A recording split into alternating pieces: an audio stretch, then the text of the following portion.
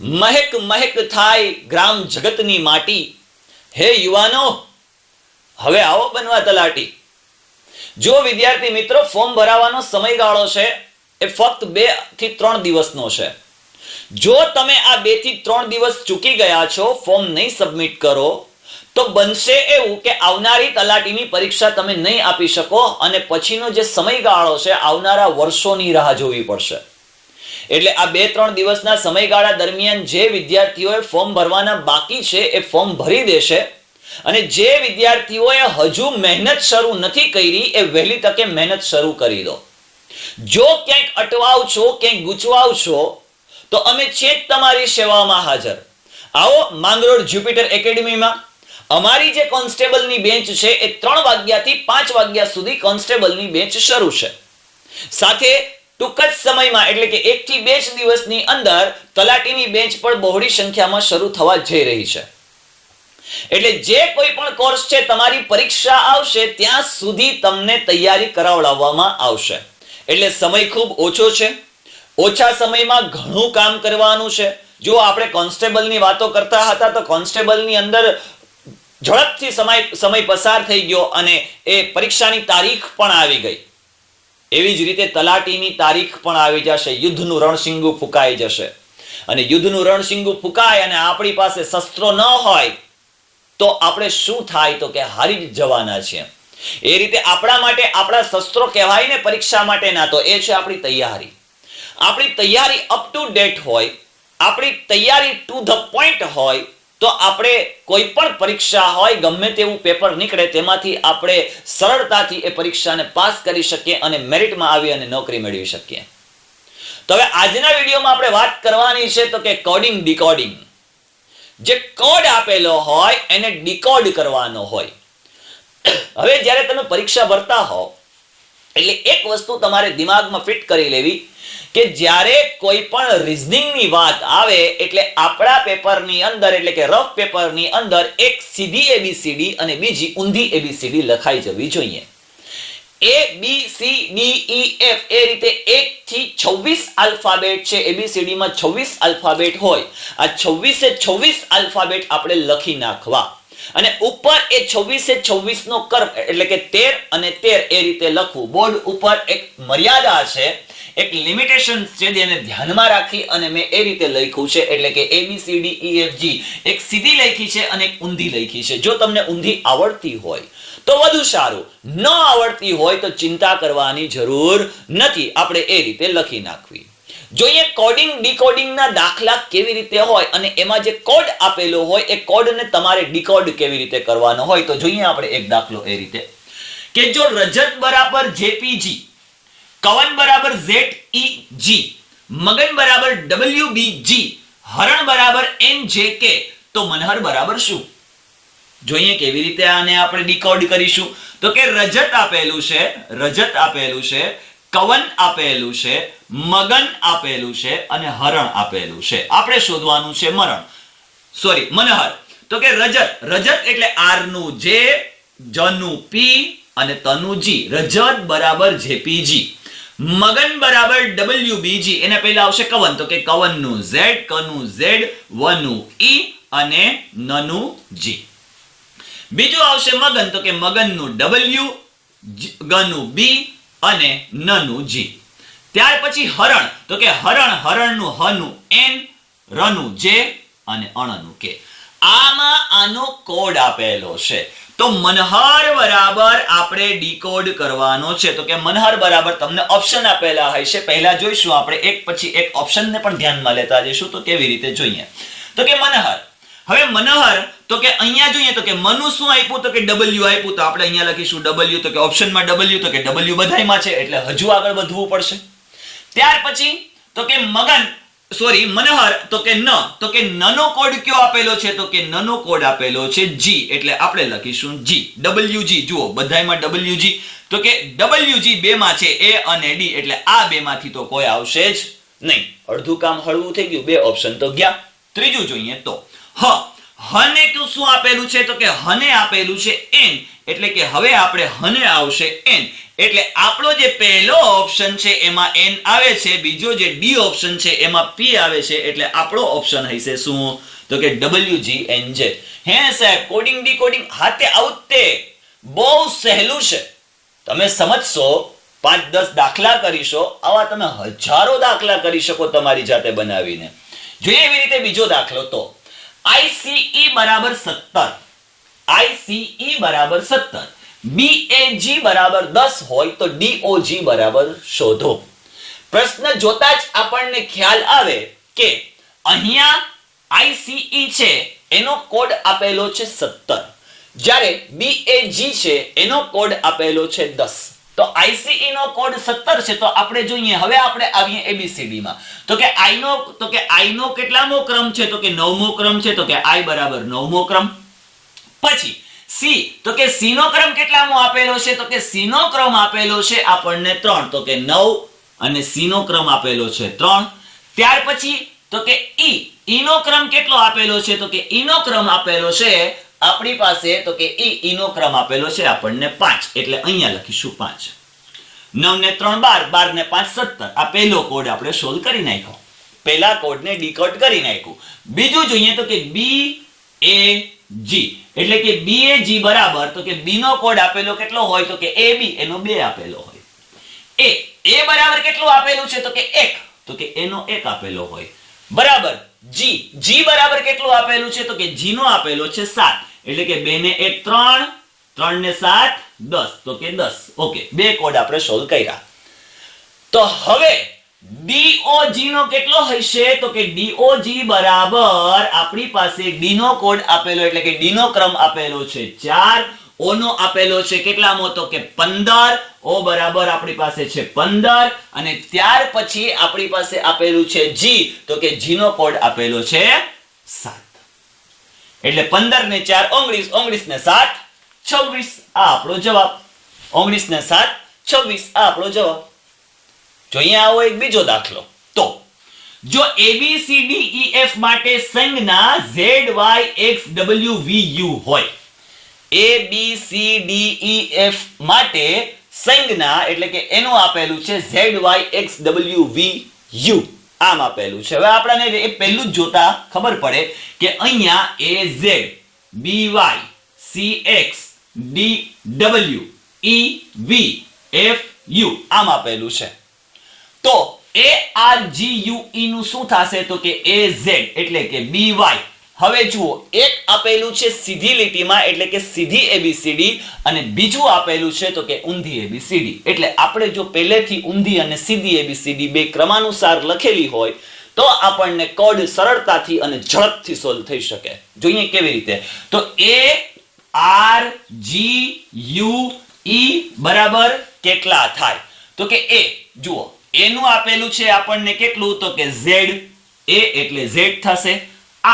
R માં કેટલું આપેલું છે આપણને? તો કે R આપેલું હોય ત્યાં શું થશે? તો કે I. R નું આપેલું છે શું? તો કે R ની સામેનો I કોડ થશે. જુઓ ZI. હવે ઓપ્શનમાં જોઈશું તો કે ZI એમાં છે, ZT છે, અને ZID માં છે, એટલે આ બે તો હવે આવશે નહીં.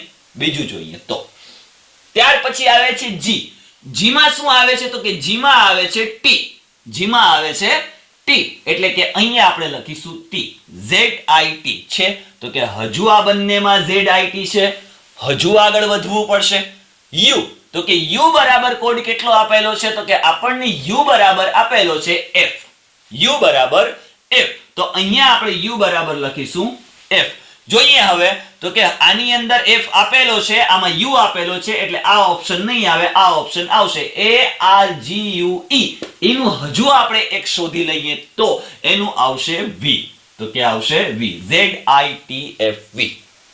તો જોઈએ એક ચોથો દાખલો. EADHA નો કોડ 71231 અને KEISHNA નો કોડ આપેલો છે 57, એટલે કે 57 48 321. તો DAESHAN નો કોડ કયો થશે? જુઓ અહીંયા આપણને એક કોડ આપેલો છે, એને આપણે ડીકોડ કરીએ તો સમજીએ આપણે. અહીંયા EADHA એનો કોડ આપેલો છે, તો કે E નો આપ્યો 7, E નો આપ્યો 7, A no 1, D no 2, H નો 3 અને A નો 1.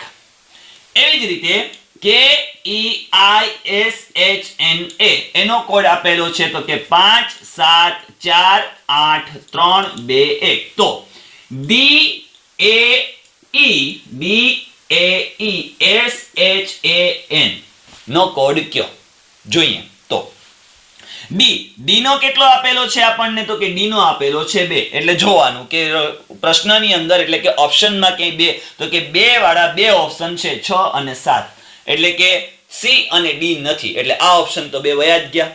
હવે કામ આપણું હળવું થઈ ગયું એટલે 2 ઓપ્શન છે એમાં 2 1 7 8 2 1 7 8 3 એટલે કે 4 રકમ સુધી ખેંચવું પડશે. તો જોઈએ A નો ક્રમ કેટલામો આપેલો છે તો કે A નો કોડ આપેલો છે 1, E નો કોડ આપેલો છે 7, S નો કોડ આપેલો છે 8 તો S નો લઈશું 8. ત્યાર પછી H નો કોડ આપેલો છે તો કે H નો કોડ આપેલો છે 3 તો H નો લઈશું 3. A નો કોડ આપેલો છે તો કે A નો કોડ આપેલો છે ફરી પાછું આપેલું છે આપણને 1 અને N એટલે કે N નો કોડ આપણને કેટલો આપેલો છે તો કે N નો કોડ આપેલો છે 2. તો કે આપણો ઓપ્શન A. જો મિત્રો બહુ સહેલું છે કોડિંગ ડીકોડિંગ શ્રેણી. તમારે ફક્ત ધ્યાનમાં એ રાખવાનું છે કે જે કોડ આપેલો છે એને ડીકોડ કેવી રીતે કરવો. હવે અસંખ્ય દાખલાઓને તમે તમારી જાતે બનાવીને પણ કરી શકો છો. પેપરમાં જો આવા દાખલાઓ પૂછાઈ જાય તો આહાહા મજા પડી જાય. પરંતુ શરત માત્ર એટલી છે કે તમે શીખેલા હોવા જોઈએ, તમે સારી રીતે ગણતરી કરી હોવી જોઈએ. પણ એ ત્યારે જ શક્ય બને જ્યારે તમે અપ ટુ ડેટ અને ટુ ધ પોઈન્ટ મહેનત કરેલી હોય ત્યારે. તો વાત કરીએ આજના વિડીયોમાં આપણે કેલેન્ડરની. જો મિત્રો રીઝનિંગમાં કેલેન્ડર એમ કહી શકાય કે સૌથી સહેલું અને સૌથી સરળ છે. તમે એને હૃદયપૂર્વક સમજશો અને સામાન્ય રીતે વર્ગ 3 ની પરીક્ષામાં ઘણા બધા એટલે કે 2-3 માર્ક્સના 5 માર્ક્સના આવા પ્રકારના દાખલાઓ પૂછી શકાય અને પૂછાતા હોય છે. તો ખરેખર હવે આ કેલેન્ડરની શરૂઆત ક્યાંથી થાય? તો આપણને ખ્યાલ છે કે એક કેલેન્ડર વર્ષ હોય અને બીજું એક હોય એ નાણાકીય વર્ષ હોય. કેલેન્ડર વર્ષ એટલે શું? તો કે કેલેન્ડર વર્ષ એટલે જાન્યુઆરી થી ડિસેમ્બર સુધી જે વર્ષનું પૂર્ણાહુતિ થાય એટલે કે જાન્યુઆરી, ફેબ્રુઆરી, માર્ચ, એપ્રિલ, મે પહેલા મહિનાથી 12મા મહિના સુધી પૂર્ણાહુતિ થાય એટલે એને કેલેન્ડર વર્ષ કહેવાય. અને નાણાકીય વર્ષ એટલે કે સામાન્ય રીતે માર્ચ થી એપ્રિલ સુધી પૂર્ણ થાય એને નાણાકીય વર્ષ કહેવાય. આજના ટોપિકમાં આપણે ભણવાના છે કેલેન્ડર વર્ષ. હવે આ કેલેન્ડર વર્ષની વાત કરીએ તો કેવા પ્રકારના દાખલાઓ પૂછી શકે? તો કે જે તારીખ આપેલી હોય, જે મહિનો આપેલો હોય અને જે વર્ષ આપેલું હોય એટલે તારીખ અને મહિનો એનું એ જ રહે પરંતુ વર્ષ બદલાય તો કયો વાર આવશે.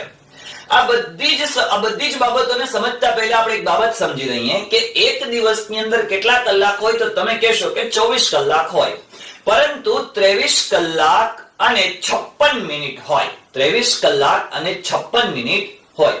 આ 23 કલાક અને 56 મિનિટને એક્ઝેક્ટ કહેવાય તો 4 સેકન્ડ. એટલે 23 કલાક 56 મિનિટ અને 4 સેકન્ડ એટલે સામાન્ય રીતે જે 4 મિનિટ વધે છે ને આ વર્ષના અંતે એ 4 મિનિટ વધી અને એક દિવસ વધુ બનાવે છે એને લીપ વર્ષ કહેવાય. અને આ જે લીપ વર્ષ છે એ દર 4 વર્ષે આવે. કેટલા વર્ષે આવે? દર 4 વર્ષે આવે. તો કે આની અંદર અઠવાડિયા કેટલા હોય? તો સામાન્ય જ્યારે વર્ષ હોય તેની અંદર 2 અઠવાડિયા હોય. સોરી 52 વીક એટલે કે 52 અઠવાડિયા હોય. એટલે જ્યારે સામાન્ય વર્ષ હોય ત્યારે કેટલા હોય તો કે 52 વીક હોય. કેટલા વીક હોય? 52 વીક હોય. 52 વીક હોય અને એક દિવસ હોય. જ્યારે લીપ વર્ષ હોય ત્યારે 52 વીક અને 2 દિવસ વધુ હોય એને લીપ વર્ષ કહેવાય. આ આપણે સમજવું રહ્યું. હવે આ જે બાબતને આપણને ખ્યાલ આવી ગઈ તો કે ભાઈ એક અઠવાડિયામાં કેટલા દિવસ તો કે 7 દિવસ. એક મહિનામાં કેટલા દિવસ તો કે અહીંયા એ ખાસ સમજવાનું છે કે એક મહિનાની અંદર દિવસો કેટલા. તો કે જાન્યુઆરીની અંદર દિવસો કેટલા, ફેબ્રુઆરીમાં દિવસો કેટલા, માર્ચમાં કેટલા દિવસો હોય. આ બધું એવું જબરદસ્ત તમારા દિમાગની અંદર ફિટ કરાવી દઈશ, પરંતુ શરત માત્ર એટલી છે કે વિડિયો તમારે અંત સુધી જોવો પડશે. તો અને તો જ તમને ખ્યાલ આવશે કે આ કેલેન્ડરની જે માયાજાળ છે એમાં કોઈ એવા પ્રકારના દાખલા પૂછે તો આપણે કઈ રીતે ગણતરીઓ કરવી જોઈએ, સમજીએ. આપણે બહુ સમજદારીપૂર્વક ધ્યાનમાં લઈએ તો જુઓ, હવે અહીંયા આપણી પાસે શું આપેલું છે તો કે અહીંયા આપણી પાસે એક એવી રકમ આપેલી છે. પહેલી રીત જોઈએ કે વર્ષને જે વર્ષ આપેલું છે એ પછીના વર્ષમાં તારીખ એની મહિનો એનો એટલે કયો વાર આવશે એવું કીધું હોય કે 1/1/2012 રવિવાર હતો. 1/1/2012 રવિવાર હતો. તો 1/1/2013 કયો વાર હશે? 1/1/2013 કયો વાર હશે? હવે તો કે એના પહેલા આપણે સમજવું એ રહ્યું કે ખરેખર આ લીપ વર્ષ છે કે કેમ એની ખબર કેમ પડે. તો પહેલી રીતે આપણે જોઈએ કે લીપ વર્ષ કેવી રીતે શોધવું. અહીંયા આપણને કેટલું આપ્યું છે તો કે 2012 એટલે 12 એટલે કે છેલ્લા જે બે અંક છે એને ધ્યાનમાં લેવાના. છેલ્લા બે અંકને ધ્યાનમાં લઈએ એટલે એને કેટલા વડે ભાંગવાના તો કે લીપ વર્ષ દર 4 વર્ષે આવતું હોય 4 વડે ભાંગતા.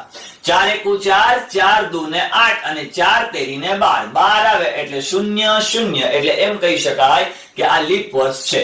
એટલે વ્યાખ્યાને બરોબર સમજી લેજો કે જ્યારે 4 વડે આ બે રકમને ભાંગવામાં આવે અને શેષ 0 વધે તો આ લીપ વર્ષ છે, અને શેષ 0 ન વધે તો આ લીપ વર્ષ નથી. જેમ કે 1999 આપેલા છે.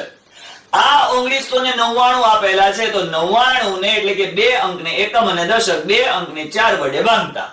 4 એકુ 4, 4 દુ ને 8 અહીંયા 8 આવશે, ઉપરથી 19 ઉતારીશું. હવે તો કે 4 એકુ 4, 4 દુ 8 ચોકે ચોકે 16, 4 પંચા 20 વધી જશે. અહીંયા શેષ આપણી પાસે વધે છે 3 એટલે એમ કહી શકાય કે આ લીપ વર્ષ નથી. એટલે અહીંયા આપણે જોવાનું શું છે તો કે લીપ વર્ષ છે કે નહીં. હવે જુઓ, તમને દાખલા એવી રીતે પણ આપી શકે કે નીચેનામાંથી કયું લીપ વર્ષ નથી અથવા નીચેનામાંથી કયું લીપ વર્ષ છે. હવે તમે એમ કહો કે સાહેબ 2000 આપ્યું હોય તો શું કરવાનું તો કે સિમ્પલ, 2000 આપ્યું હોય તો આને ધ્યાનમાં લેવાનું. 20 ભાંગા 4, 4 એકુ 4, 4 પંચા 20 એટલે 0 0 એટલે અહીંયા આપણી પાસે શું આવશે તો કે 0 0 એટલે આ લીપ વર્ષ છે. ઓકે, સમજાઈ ગયું? ચાલો આગળ વધીએ. તો 1/1/2012 કયો વાર હતો તો કે રવિવાર હતો. 1/1/2012 એ રવિવાર છે. તો 1/1/2013 કયો વાર હશે? હવે આપણે જોયું તો 52 વીક અને 1 દિવસ હોય તો આ સામાન્ય વર્ષ થશે. 52 વીક અને 2 દિવસ હોય તો લીપ વર્ષ થશે, એટલે કે 2 દિવસ વધારાના. તો અહીંયા આપણે જોઈએ તો 1/1/2012 અને 1/1/2013 તારીખ 1/1 આઈપી છે એટલે એમ કહી શકાય કે બીજો મહિનો આવશે. બીજો આવશે એટલે 2012, 4 તેરી 12, 12 છે લીપ વર્ષ છે. લીપ વર્ષ છે એટલે બીજો મહિનો આવશે. તો અહીંયા કેટલા દિવસો વધશે તો કે 2 દિવસ. કેટલા દિવસ વધશે? 2 દિવસ. સિમ્પલ, રવિવારમાં 2 દિવસ ઉમેરીએ એટલે રવિ સોમ અને આવશે કયું તો કે આપણો જવાબ હોય છે મંગળવાર. કેવો હોય છે? મંગળવાર. આમાં ક્યાં અઘરું હતું? ચાલો જોઈએ બીજું. તો અહીંયા આપણી પાસે એમ કીધું હોય તારીખ 5/5/2017 એ શનિવાર છે. તારીખ 5/5/2017 એ શનિવાર છે. તારીખ 5/5/2018 કયો વાર હશે? કયો વાર હશે? હવે તમને ખબર છે કે 5/5/2017 કયો વાર હતો તો કે શનિવાર હતો. એટલે 5/5/2017 એ શનિવાર હતો. એટલે વર્ષ શોધીએ છીએ આપણે, વર્ષનો વાર શોધીએ છીએ. આ શનિવાર આપેલો છે અને 2018 એટલે 5/5/2018 લીપ વર્ષ છે તો કે નથી. આ 18 છે એ લીપ વર્ષ છે તો કે 4 તેરી 12 ચોકે ચોકે 16, 4 પંચા 20. 18 માં ક્યાંય 20 અને 16 તો શેષ વધશે એટલે લીપ વર્ષ નથી. તો કેટલા દિવસ ઉમેરવાના તો કે 1 દિવસ. એટલે શનિવાર અને આ 1 દિવસ એટલે કયો વાર આવશે? આ તમારો જવાબ તો કે રવિવાર આવશે. શું આવશે? રવિવાર આવશે. ચાલો બીજી એક રીત જોઈએ. તો આમાં બીજી રીત આપણે જોઈ લઈએ. તો બીજી રીતની અંદર કેવી રીતે દાખલા ગણવાના? અહીંયા આપણને એમ કીધું કે 1/1/2012 એ રવિવાર હતો ને 1/1/2013 કયો વાર હશે તો એક જ વર્ષ હતું. સાહેબ હવે 4 વર્ષ આપેલા હોય, 5 વર્ષ આપેલા હોય તો શું કરવું? જોઈએ આપણે એ પ્રકારનો એક દાખલો કે અહીંયા તારીખ 5/5/2020 એ રવિવાર છે. ધારીએ રવિવાર છે તો તારીખ 5/5/2025 એ કયો વાર હશે? અહીંયા જો બરોબર સમજજો. 5/5/2020 એ રવિવાર, તો 5/5/2025 એ કયો વાર? તો આપણે લખીશું 5/5/2020. અહીંયા કયો વાર આપેલો છે? તો કે રવિવાર. 20 પછી 21મું વર્ષ, 22મું વર્ષ, 23મું વર્ષ, 24મું વર્ષ અને 25મું વર્ષ. બધામાં તારીખ કઈ લાગે? તો કે 5/5 લાગે. 5/5/2020 થી 5/5/2021 સુધી એક વર્ષ, 5/5/2021 થી 5/5/2022 સુધી બીજું વર્ષ. અહીંયા આપણી પાસે સમજીએ તો રવિવાર આવ્યો છે. હવે 5/5/2025 તો ગણવાનું કેવી રીતે? તો કે અહીંયા 20 છે, લીપ વર્ષ છે. તો કે હા, લીપ વર્ષ છે, પણ 5/5 લીધું છે એટલે બીજો મહિનો ગણાયો નથી. જો બીજો મહિનો ગણાયો હોય તો આપણે એને ધ્યાનમાં લે. હવે અહીંયા તો કે 22 લીપ વર્ષ છે. તો કે નથી, તો અહીંયા એક ઉમેરીશું, અહીંયા એક ઉમેરીશું, અહીંયા એક ઉમેરીશું. આમાં બીજો મહિનો લઈ લીધો છે 24. 8 તેરી 24 એટલે અહીંયા 2 ઉમેરીશું અને અહીંયા એક ઉમેરીશું એટલે 2 ને 1 3 ને 4 5 અને 6 એટલે રવિવારમાં આપણે 6 દિવસ ઉમેરીએ એટલે રવિવાર, સોમવાર, મંગળવાર, બુધવાર, ગુરુવાર, શુક્રવાર અને શનિવાર. આપણો જવાબ શું આવશે? તો કે શનિવાર. શું આવશે? શનિવાર. હવે આજે આપણે જોયું તો કે વર્ષ હતું ત્યારે શું હતું અને વર્ષ પછી સામાન્ય રીતે જ્યારે આપણી પાસે વર્ષ વધુ આપેલા હોય, તારીખ એની એ હોય, મહિનો એને એ આપેલો હોય તો કેવી રીતે શોધવું? તો એ આપણે આ શોધ્યું. હવે જે બીજી 2-3 રીતો છે, આ 2-3 રીતોને આપણે ફરી પાછું બીજા નેક્સ્ટ વિડીયોની અંદર સરળતાપૂર્વક સમજીએ એટલે આપણને ઈઝીલી રીતે આખું કેલેન્ડર પૂરું થાય અને સારામાં સારા રીતે તમે માર્ક્સ મેળવી શકો. જોઈએ નેક્સ્ટ વિડીયોની અંદર કેલેન્ડર. મિત્રો હવેના વિડીયોમાં વાત કરીએ આપણે કેલેન્ડરની અન્ય રીતોની. તો કે જ્યારે વર્ષો આપેલા હતા અને ત્યારે આપણે વાર શોધવાનો હતો તે કઈ રીતે શોધવો તે અગાઉના વિડીયોમાં આપણે જોઈ ગયા છીએ. પરંતુ હવેના વિડીયોની અંદર વાત એ કરવાની છે કે સામાન્ય રીતે જે કોઈ પણ મહિનાઓ આપેલા હોય અને એ મહિના ઉપરથી વાર શોધવાનો હોય તો કઈ રીતે શોધવો. જેમ કે આપણે જોઈએ તો અહીંયા આપણી પાસે એવું આપેલું છે કે 5/5/2012 એ રવિવાર હતો. રવિવાર હોય તો 12/12/2012 એ કયો વાર હશે? આવું આપણને શોધવાનું કીધું છે. તો હવે આનો શોધવા માટે આપણે જોઈશું તો વર્ષ જે છે તે તેમનું તેમ છે, મહિનાઓ છે તે બદલેલા છે અને તારીખ છે તે પણ બદલેલી છે. હવે અહીંયા ધ્યાન શું રાખવાનું છે? તો કે સૌથી પહેલા આપણે કોષ્ટકને ધ્યાનમાં રાખીશું અને તમારે એ કોષ્ટકને ગોખવું હોય તો ગોખી લેજો, કારણ કે આ કોષ્ટક ઉપરથી જ આ મહિનાના દાખલા થશે. જેમ કે જાન્યુઆરી, ફેબ્રુઆરી, માર્ચ, એપ્રિલ, મે, જૂન, જુલાઈ, ઓગસ્ટ, સપ્ટેમ્બર, ઓક્ટોબર, નવેમ્બર અને ડિસેમ્બર.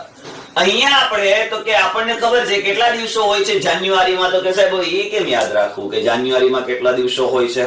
તો જુઓ અહીંયા આપણી પાસે આ જાન્યુઆરી જે ઉચ્ચ પ્રદેશ દેખાય છે ને એ જાન્યુઆરી, ફેબ્રુઆરી, માર્ચ, એપ્રિલ, મે, જૂન, જુલાઈ, ઓગસ્ટ, સપ્ટેમ્બર, ઓક્ટોબર, નવેમ્બર અને ડિસેમ્બર ત્યાં સુધી લઈ જવું.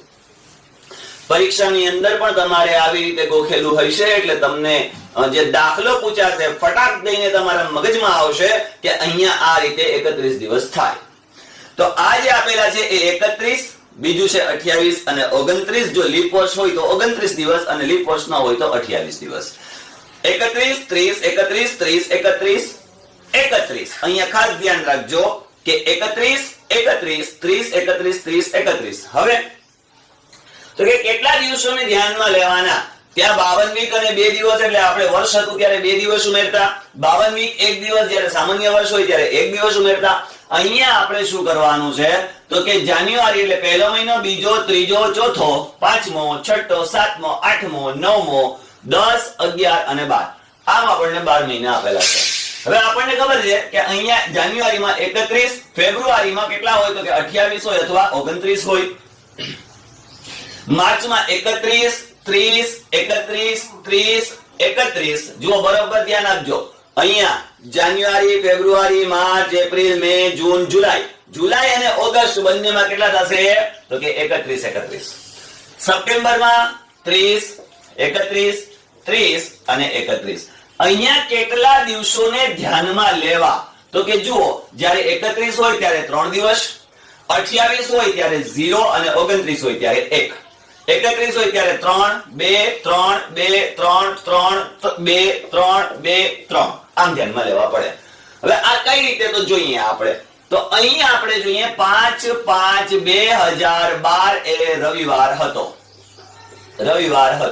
આ 5/5/2012 એ રવિવાર હતો એટલે આપણને ખબર છે કે પાંચમો મહિનો એટલે 31 દિવસ તો 5 તારીખ ગણાવ્યાની નથી એટલે કે 5 દિવસ સુધી પાંચમા મહિનાના 5 દિવસને પહેલા મહિનામાં ધ્યાનમાં લીધા નથી એટલે જ્યાંથી મહિનો શરૂ થાય છે ત્યાંથી ધ્યાનમાં લીધા નથી તો અહીંયા આપણી પાસે કરીશું 31 - 5 કેટલા કરીશું 31 - 5 એટલે દિવસો આપણને કેટલા વધશે તો કે 31 - 5 કરીએ એટલે આપણી પાસે દિવસો વધશે 26 આ 26 ને 7 વડે ભાંગવાના કારણ કે અઠવાડિયાના દિવસો હોય 7 એટલે 7 તેરી 21 7 ચોક 28 28 મોટા થઈ જાય 7 તેરી 21 એટલે અહીંયા શેષ વધશે 5 એટલે આપણે અહીંયા જે 5/5/2012 છે એટલે કે આ રીતે 5/5/2012 એની સામે મૂકીશું કેટલું તો કે 3 સોરી 5 મૂકીશું કેટલા મૂકીશું 5 જે શેષ આવે છે એને ધ્યાનમાં લેવું પડે ચાલો આ 5 આવ્યું હવે પાંચમા મહિના પછી છઠ્ઠો મહિનો સાતમો મહિનો આઠમો નવમો 10મો 11મો અને 12મો હવે તમે એમ કહેશો કે સાહેબ આ જે આપેલું છે એ 12 તો લીપ વર્ષ છે 4 તેરી 12 પણ ધ્યાનમાં રાખવાનું કે બીજા મહિનાને ધ્યાનમાં લીધેલું નથી જો બીજો મહિનો ધ્યાનમાં લીધો હોય તો અહીંયા લીપ વર્ષ તરીકે ધ્યાનમાં લઈ અને 28 દિવસ અથવા સોરી 29 દિવસને ધ્યાનમાં લેવા પડે છઠ્ઠો મહિનો જોઈએ છઠ્ઠા મહિનામાં કેટલા દિવસો ધ્યાનમાં લીધા છે તો કે 2 દિવસ સાતમા મહિનામાં કેટલા દિવસ ધ્યાનમાં લીધા છે 3 દિવસ આઠમા મહિનામાં કેટલા દિવસ ધ્યાનમાં લીધા છે તો કે 3 દિવસ 2 3 2 અને અહીંયા 3 લખી નાખીએ તો લોચા પડે ઉતાવળિયા ક્યારેય પગલા ભરવાના નહીં એક વખત બરોબર સમજી લેવાનો પછી જ જવાબ આપવાનો જુઓ અહીંયા તો કે 12 જે આપેલ અને ઘણા વિદ્યાર્થી તો એવું કરે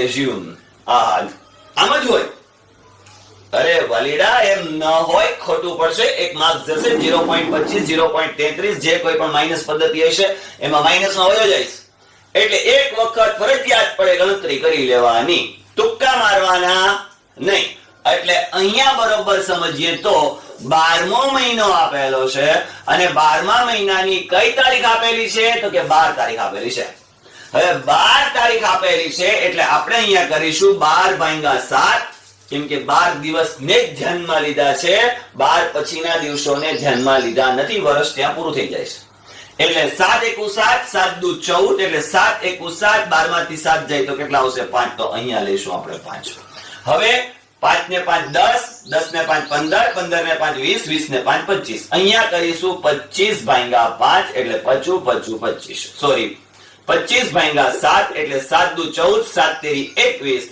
7 ચોક 28 મોટા થઈ જાય આવડે ને ભાગાકાર તો અહીંયા 7 તેરી 21 5 માંથી 1 જાય તો 4 અને 2 માંથી 2 જાય તો 0 કયો વાર હતો તો કે રવિવાર હતો કયો વાર હતો તો કે રવિવાર હતો અને આ રવિવારમાં આપણે 4 દિવસ ઉમેરીએ એટલે રવિ સોમ મંગળ બુધ અને ગુરુ કયો વાર આવશે તો કે ગુરુવાર આવશે કયો વાર આવશે ગુરુવાર આવશે હવે અહીંયા તમારે ધ્યાનમાં એ રાખવાનું છે કે જ્યારે વર્ષો આવતા હોય શું આવતું હોય વર્ષો આવતા હોય તારીખ જુદી હોય ત્યારે કઈ રીતે ગણતરી કરવી તો કે આને આ દાખલામાં આપણે અહીંયા 2012 આપેલું છે એની જગ્યાએ અહીંયા હું 2013 કરી નાખું 2013 2014 2015 2016 કોઈ પણ આવી શકે ચાલો 2013 છે એની જગ્યાએ હું 2014 કરી નાખું આપણે 2 વર્ષ વધારી દઈએ તો કે વર્ષ પણ બદલાયેલું મહિનો પણ બદલાયો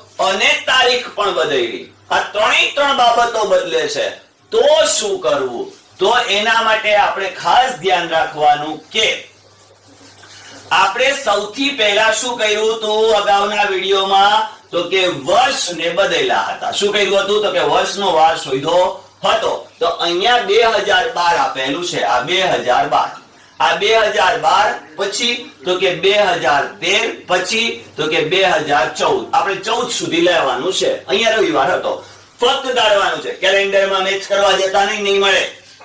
ફક્ત ખાલી સમજાવું છું. જુઓ, એવા કોઈ પણ દાખલા તમે ગણતરી કરશો જાતે એટલે કેલેન્ડર થી મેચ કરશો, આવી રીતે કરશો એટલે તમને પરફેક્ટ વાર ઉપર વાર મળશે. ક્લિયર? અહીંયા ધ્યાન આપવાનું છે એ તો કે 2012, 2013 અને 2014. ચાલો, આ લીપ વર્ષ છે તો કેમ નથી? કારણ કે પાંચમો મહિનો લીધો છે એટલે લીપ વર્ષ નથી. તો વાર કયો હતો? તો કે રવિવાર હતો. 2012 અને 13 એટલે આપણે અહીંયા કેટલા દિવસ વધશે? તો કે એક દિવસ વધશે. 2013 અને 14 તો કે 14 લીપ વર્ષ છે, તો કે 14 લીપ વર્ષ નથી એટલે અહીંયા પણ એક વધશે. એટલે રવિવાર, સોમવાર અને મંગળવાર. એટલે અહીંયા કયો વાર આવશે? તો કે મંગળવાર. કયો વાર આવશે? મંગળવાર. કારણ શું? તો કે રવિવારમાં એક અને એક 2 દિવસ આપણે ઉમેર્યા એટલે આપણો જવાબ આવ્યો શું? મંગળવાર.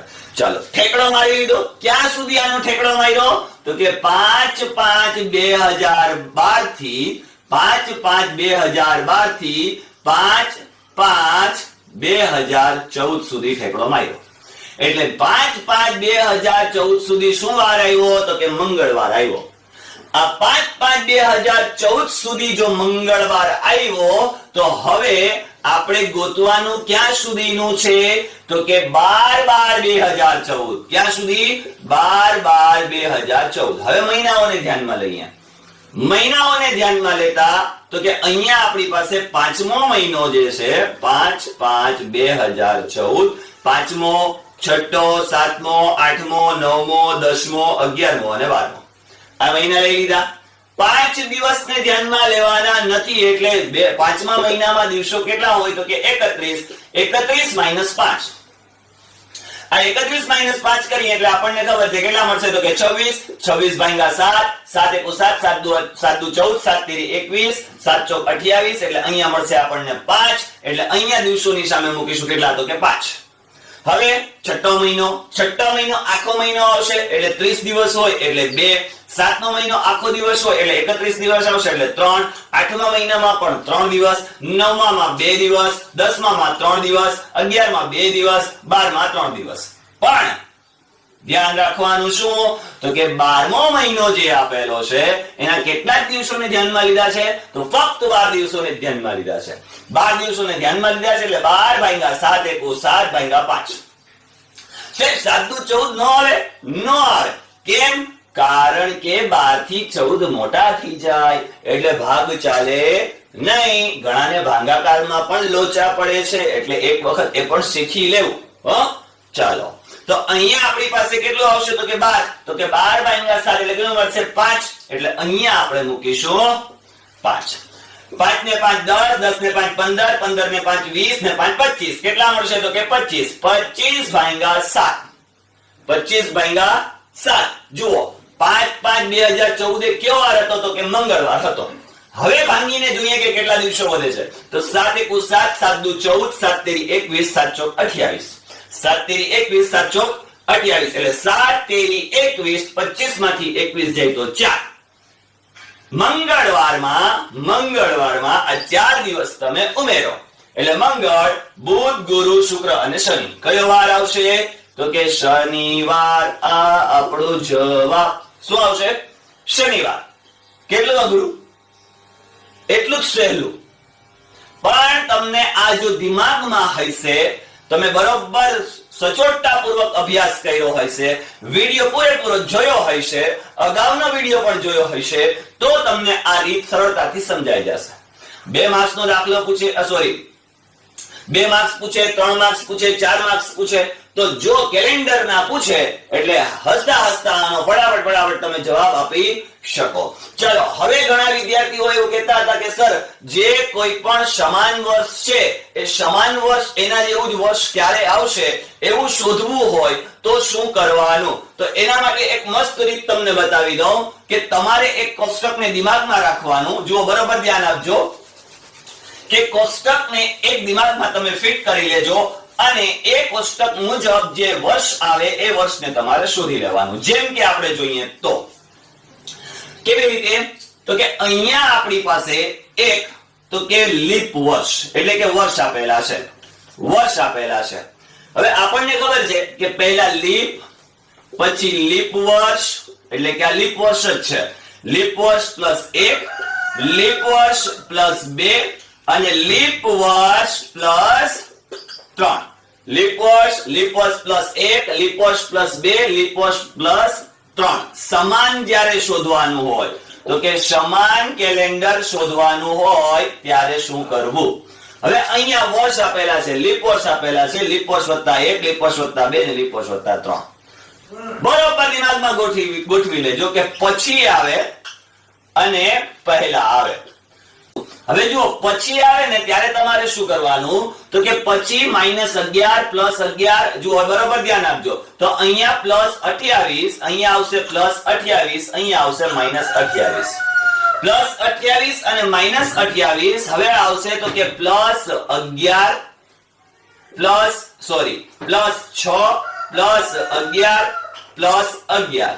અહીંયાથી શરૂ કરવાનું -6 -11 અને -11 લીપ વર્ષ હોય ત્યારે. ચાલો સમજીએ બરોબર. આ કોષ્ટક આપી દીધું છે, વર્ષ હોય લીપ વર્ષ શોધવાનું. લીપ વર્ષમાં 1 વર્ષ ઉમેરવું હોય, લીપ વર્ષમાં 2 વર્ષ ઉમેરવું હોય, લીપ વર્ષમાં 3 વર્ષ ઉમેર્યા હોય. પછી તો કે 28 + 28 પછી શોધવાનું કે તો +28 +6 +11 +11 -11 -11 -6. આને ધ્યાનમાં રાખવાનું. હવે બરોબર સમજીએ કેવી રીતે. જુઓ તો કે અહીંયા આપણી પાસે એમ કીધું હોય કે 2004 જેવું વર્ષ, 2004 જેવું વર્ષ હવે પછી ક્યારે આવશે? હવે પછી ક્યારે આવશે એટલે એનો મતલબ એમ થાય કે આજે જે તારીખ છે, આજે જે વાર છે એના જેવી જ તારીખ અને એનો એ જ વાર હવે કયા વર્ષમાં આવશે? તો કે તારીખ અને મહિનો બદલાય નહીં અને સાથે વાર પણ બદલાય નહીં. તો 2004 એટલે લીપ વર્ષ છે તો કે હા લીપ વર્ષ છે એટલે લીપ વર્ષ છે એટલે 2004 લીપ વર્ષ વત્તા કેટલું આવશે? તો કે 28 એટલે 28. 8 ને 4 12, 12 નો બગડો વધી પડી 1, 2 ને 1 3 અને 0 નું 0 અને 2 નું 2 એટલે 2032 જ્યારે આવશે એ લીપ વર્ષ હશે. સોરી 2032 સમાન કેલેન્ડર હશે. હવે બીજું આપણે જોઈએ તો કે 2025 જેવું સમાન વર્ષ ક્યારે આવશે? સમાન વર્ષ ક્યારે આવશે? 2025 જેવું સમાન વર્ષ ક્યારે આવશે એવું શોધવું હોય તો અહીંયા આપણે સૌથી પહેલા એની નજીકનું લીપ વર્ષ શોધવાનું. 2025 નું નજીકનું લીપ વર્ષ ઉપર જાઓ. 2025 2024 8 તેરી 24 8 ચોક 32 4 ના પાડામાં ચોકે ચોકે 16 4 25 અને 6 ચોક 24. જુઓ 6 ચોક 24 એટલે એક વર્ષ વધ્યા. 2025 માં એટલે કે 24 માં એટલે એક ઉમેર્યા એટલે આપણને 2025 મળ્યા એટલે આ લીપ વર્ષ છે. લીપ વર્ષ વત્તા 1 જો અહીંયા લખ્યું લીપ વર્ષ વત્તા 1 હોય તો કેટલા પ્લસ કરવાના? તો કે 6 એટલે +6. 6 ને 5 11 નો એકડો વધી પડી 1 અહીંયા 3 અને 2. 2031 માં સેમ ટુ સેમ તારીખ, સેમ ટુ સેમ વાર અને એનો એ જ મહિનો હશે. એમાં ક્યાંય કોઈ પ્રકારે ફેરફાર હશે નહીં. જો મિત્રો તો કેટલું સહેલું. હવે આપણે ધ્યાન રાખીશું કે આ રીતની અંદર જ્યારે વર્ષ શોધવાનું, વર્ષનો વાર શોધવાનો હોય, મહિનાનો વાર શોધવાનો હોય, એ વર્ષ અને મહિનો અને તારીખ બધું બદલાઈ જાય અને વાર શોધવાનો હોય, સમાન કેલેન્ડર શોધવાનું હોય, જ્યારે લીપ વર્ષ આપેલું હોય અને લીપ વર્ષ અથવા લીપ વર્ષમાં 1 વર્ષ ઉમેર્યું હોય, લીપ વર્ષમાં 2 વર્ષ ઉમેર્યા હોય અને લીપ વર્ષમાં 3 વર્ષ ઉમેર્યા હોય ત્યારે કેવી રીતે ગણતરીઓ કરવી, આ તમામે તમામ દાખલાઓને તમે એક વખત સંપૂર્ણપણે ધ્યાનપૂર્વક સમજી લેશો તો કોઈ પણ દાખલો કેલેન્ડરમાંથી પૂછાય એ તમે હસતા હસતા લખી શકશો. તો મિત્રો વાત કરીએ આજના વિડીયોમાં આપણે લોહીના સંબંધની. હવે જે લોહીના સંબંધના જે દાખલાઓ છે તમામે તમામ પરીક્ષાઓની અંદર 4 થી 5 માર્ક્સનું એ અચૂકપણે પૂછાતું હોય છે અને ઘણા વિદ્યાર્થીઓને સામાન્ય રીતે આ કયા કયા પ્રકારના સંબંધો છે એ સંબંધોને ક્યાં ગોઠવવા એના ખ્યાલ નથી આવતા. આજના વિડીયોની અંદર આપણે સંબંધોને કેવી રીતે ગોઠવવા એ શીખીશું. હવે ખાસ બાબત એ કે હવે પરીક્ષા બહુ નજીક આવી રહી છે. ફક્ત 10 તારીખ એટલે એમ કહી શકાય કે હવે માત્ર ને માત્ર 18 દિવસ પણ નથી રહ્યા. એમ કહી શકાય કે માત્ર ને માત્ર હવે 14 દિવસ જ બાકી રહ્યા છે અને આ 14 દિવસની અંદર આપણે તમામ જે કંઈ ભંડોળ છે ભંડોળ ભેગું કરી લેવાનું છે. હજુ સુધી ઘણા વિદ્યાર્થીઓ વહેમમાં જીવે છે. આ 14 દિવસની અથાગ પ્રયત્ન અથાગ મહેનત કરી લો કે જેથી કરીને આવનારું તમારું ભવિષ્ય સુધરી જાય. આ લોહીના સંબંધ તો ઠીક છે પણ બીજા કોઈ પણ સંબંધ તમને સાથ નહીં આપે. જો જીવનમાં તમે કંઈ બનેલા નહીં હોય તો દરેક સંબંધ એમ કહેવાય ને કે બારીએથી વયા જશે. જ્યારે અમુક બાબતો જ્યારે દરવાજેથી અંદર એન્ટર થાય ને ત્યારે અમુક બાબતો એમ કહી શકાય તમે સમજદાર છો સમજી શકો છો કે દરવાજેથી એ બારીએથી વહી જાય. એટલે આ જે સંબંધો છે એ સંબંધોને સમજદારીપૂર્વક સમજી લો અને ધ્યાનમાં રાખી લો કે કયા સંબંધો કોને આવરી લઈ શકાય. હવે આ લોહીના સંબંધની અમુક બાબતો શરૂઆત ક્યાંથી થાય તો કે એ થાય હુંથી. ક્યાંથી થાય તો કે હું. હવે જે હું છે આ હુંને તમારે ક્યાં મૂકવું તો કે સેન્ટરમાં મૂકવો. જો તમારા દિમાગની અંદર આ સંબંધોને ફિટ કરી દો કે કયા સંબંધ કોને લાગુ પડે.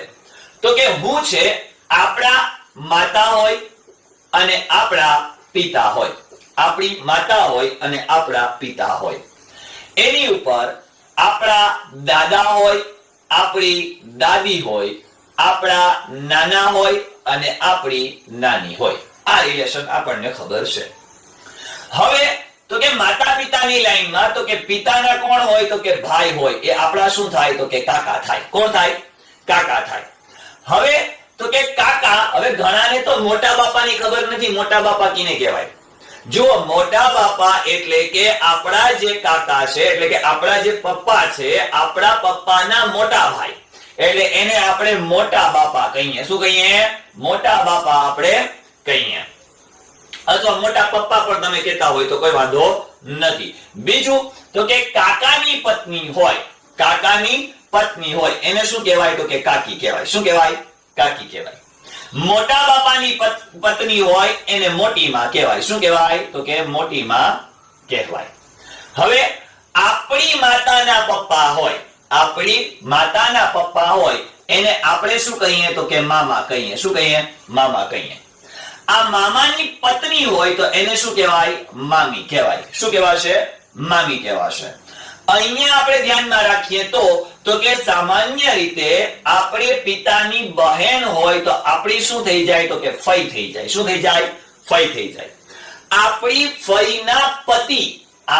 ફઈના પતિ એટલે આપણા કોણ થઈ જાય તો કે ફુવા થઈ જાય. જો બધા રિલેશનને આપણે સાંકળી લેશું આપણા ફુવા થઈ જાય. બીજું અહીંયા આપણે જોઈએ તો આપણી માતાની એક બહેન હોય. શું હોય? આપણી માતાની બહેન હોય એને આપણે શું કહીએ છીએ તો કે માસી કહીએ છીએ. શું કહીએ છીએ? માસી. આ માસીનો પતિ હોય તો એને આપણે કહીએ છીએ માસા. શું કહીએ છીએ? માસા. આ જે છે એ આપણા પપ્પાનો શું થઈ જાય તો કે સાળો થઈ જાય. શું થઈ જાય? સાળો થઈ જાય. એ નીચેની રિલેશનમાં પણ એ મેન્ટેન કરવું હોય તો કરી શકાય.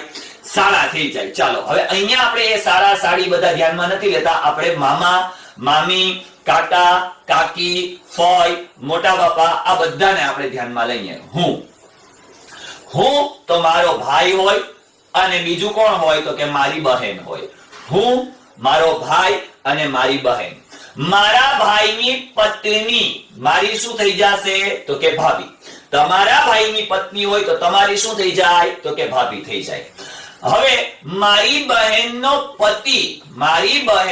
પતિ હોય તો એ શું થઈ જશે તો કે સામાન્ય રીતે એ જીજાજી અથવા તો બનેવી થશે. શું થશે? જીજાજી થાય અથવા તો એને બનેવી તરીકે ધ્યાને લઈ શકાય. હવે મારી પત્ની કોણ?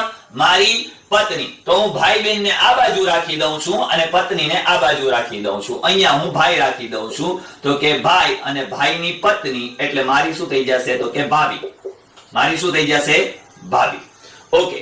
હવે અહીંયા હું અને મારી પત્ની જો કે છે નહીં પણ મારી પત્ની, આ મારી જે પત્ની છે એ સામાન્ય રીતે હું અને મારી પત્ની, તો મારી પત્નીનો કોઈ ભાઈ હોય તો એ મારો શું થઈ જાય? સાળો થઈ જાય. શું થઈ જાય? સાળો થઈ જાય. મારી પત્નીની કોઈ બહેન હોય, જો એ કેમ કીધું કે સર આ મોટી બહેન હોય ને એને પાટલા સાસુ કહેવાય. પાટલા સાસુ એટલે કે માનો દરજ્જો આપવામાં આવ્યો છે એટલે પાટલા સાસુ, પણ આપણે એવા કોઈ રિલેશન મેન્ટેન કરવાના થતા છે નહીં. જો હું મારી પત્નીનો ભાઈ મારો શું થઈ જાય તો કે સાળો થઈ જાય. શું થઈ જાય? સાળો થઈ જાય. મારી પત્નીની કોઈ બહેન હોય તો એ શું થઈ જશે તો કે સામાન્ય રીતે મારી સાળી થઈ જશે. હવે સાળાની પત્ની હોય તો એને શું કહેવાય? આપણો સાળો હોય એની પત્ની હોય એને કહેવાય જીલામણ. શું કહેવાય? જીલામણ કહેવાય. શું કહેવાય? જીલામણ કહેવાય. મારી પત્નીની બહેનનો પતિ, મારી પત્નીની બહેનનો પતિ મારો શું થઈ જશે તો કે સાડુ ભાઈ થશે. શું થશે? સાડુ ભાઈ થશે. શું થઈ જશે? સાડુ ભાઈ થશે. મારો પુત્ર અને મારી પુત્રી, મારો પુત્રની પત્ની મારી શું થઈ જશે તો કે પુત્રવધુ. તમારો પુત્ર હોય એને તમારી પત્ની હોય તો પુત્રવધુ થઈ જાય. અને પુત્રીનો પતિ હોય, પુત્રીનો પતિ હોય તો એ તમારો શું થઈ જશે તો કે જમાઈ થશે. શું થશે? જમાઈ રાજ. બહુ ધ્યાન રાખવું પડે હો. જમાઈ રાજ શું થઈ જશે? જમાઈ થઈ જશે. એટલે અહીંયા આ જે છે એ કોણ બનશે તો કે સસરા થાય. કોણ થાય તો કે હું એમનો સસરો થાવ. મારા જમાઈનો હું શું થાવ? સસરો. મારી પુત્રવધુનો હું શું થાવ? સસરો. મારી પત્ની એમની પુત્રવધુનો શું થશે તો કે સાસુ. અને મારી પત્ની એમના જમાઈની શું થશે તો કે સાસુ. ઓકે, સમજાઈ ગયું? હજુ કોઈ રિલેશન જો બાકી રહેતો હોય તો એ આપણે લઈ લઈએ. હું છું મારી બહેન છે. મારી બહેન એટલે કે મારી બહેનનો પતિ એટલે મારો જીજાજી અથવા બનેવી. મારો ભાઈ મારા ભાઈની પત્ની એટલે મારી ભાભી થઈ જશે. જો અહીંયા એક રિલેશન એવો છે કે દેરાણી અને જેઠાણી. હવે દેરાણી કોને કહેવાય અને જેઠાણી કોને કહેવાય? આ દેરાણી જેઠાણી જ્યારે શબ્દ આવે ને ત્યારે એમ થાય કે હમણાં ઝઘડવાનો માહોલ શરૂ થઈ જશે, પણ ખરેખર એવો નથી. દેરાણી જેઠાણીનો રિલેશન બહુ જબરજસ્ત હોય છે. આ તો બધા એમને આંખે ચડાવી દીધા છે, બાકી તો દેરાણી જેઠાણી સાસુ વહુના રિલેશન બહુ જબરજસ્ત હોય ભાઈ. હા, ઘણા બધા રિલેશન જબરજસ્ત હોય. અહીંયા દેરાણી કોને કહેવાય અને જેઠાણી કોને કહેવાય? આ જે મારી પત્ની છે અને મારી જે બહેન છે, આ મારી પત્ની મારી બહેન આને શું કહેવાય તો કે નણંદ કહેવાય. શું કહેવાય? નણંદ થઈ જશે. શું થઈ જશે તો કે નણંદ થઈ જશે. મારી બહેન નો પતિ મારી પત્નીનો શું થઈ જશે? નણદોયો થઈ જશે. શું થઈ જશે? નણદોયો થઈ જશે. હવે બરોબર ધ્યાન આપીએ. અહીંયા જો અહીંયા સામાન્ય રીતે મારો ભાઈ છે, મારો નાનો ભાઈ છે, એમની પત્ની, મારો મોટો ભાઈ છે એમની પત્ની હોય એટલે સામાન્ય રીતે એટલે કે મારી પત્ની જે છે એ મારી પત્ની અને મારા ભાઈની જે પત્ની છે એ બંને રિલેશનમાં શું થાય તો કે આ બંને દેરાણી અને જેઠાણી. મોટા ભાઈની ઘરવાળી, મોટા ભાઈની પત્ની એટલે એ કોણ તો કે જેઠાણી. અને નાના ભાઈની પત્ની એટલે એ કોણ તો કે દેરાણી. ઓકે, દેરાણી, જેઠાણી, નણંદ, નણદોયો, સાળો, સાળી, જીલામણ, કાકા, કાકી, મામા, મામી, ફોય, ફુવા, દાદા, દાદી, નાના, નાની, પુત્ર, પુત્રી, પૌત્ર, પરપૌત્ર, દોહિત્ર ને દોહિત્રી. મારા દાદા, આ મારા જે દાદા છે એનો હું શું થાવ તો કે પૌત્ર થાવ. શું થાવ તો કે પૌત્ર થાવ. મારા દાદાનો હું શું થાવ? પૌત્ર થાવ. અને મારા જે દાદા છે એનો મારો જે પુત્ર છે એ શું થશે તો કે પરપૌત્ર થશે. શું થશે? પરપૌત્ર. હવે મારી માતાના પિતા એટલે મારા નાના, મારી માતાના માતા એટલે મારી નાની, મારી એટલે કે હું એમનો શું થઈ જાય તો કે દોહિત્ર થઈ જાય. શું થઈ જાય? દોહિત્ર. અને બીજું શું થશે તો કે દોહિત્રી. શું થઈ જશે? પુરુષ હોય એટલે કે છોકરો હોય તો દોહિત્ર અને છોકરી હોય તો દોહિત્રી. મારા કાકા, આ જે મારા કાકા છે, આ મારા કાકાનો પુત્ર હોય, મારી કાકીનો પુત્ર હોય, મારા ફઈનો પુત્ર હોય, મારી ફુવાનો પુત્ર હોય, તો આ અમે બંને શું થઈ જઈએ? તો કે પિતરાઈ ભાઈ થઈ જાય. શું થઈ જાય? પિતરાઈ ભાઈ. મામાનો પુત્ર હોય તો પણ એ શું થઈ જશે? પિતરાઈ ભાઈ. મામીનો અને મામાનો જ પુત્ર હોય અને પુત્રી પણ એમની જ હોય, એટલે એ બધા આપણા રિલેશનમાં શું થઈ જશે? આપણા મામાનો પુત્ર, આપણા કાકાનો પુત્ર, આપણી કાકીનો પુત્ર, આપણી મામીનો પુત્ર, આપણી ફઈનો પુત્ર, આપણા ફુવાનો પુત્ર, આ બધા પણ થઈ જશે તો કે પિતરાઈ ભાઈ બહેન થાય. શું થાય? પિતરાઈ ભાઈ બહેન. ક્લિયર? ચાલો, હવે બીજું કોણ બાકી રહે છે આની અંદર જોઈએ તો હવે અહીંયા આપણી માતાના એટલે કે આપણી માતાના ભાઈ આપણા મામા થઈ ગયા, તો આપણે એના શું થઈ જઈએ? તો કે તમે શબ્દ ભાણો, ભાણી, જો સ્ત્રી હોય તો ભાણી, ભાણો, ભાણી અથવા તો ભાણેજ શબ્દનો ઉપયોગ કરી શકો. ભાણો, ભાણી અથવા ભાણેજ.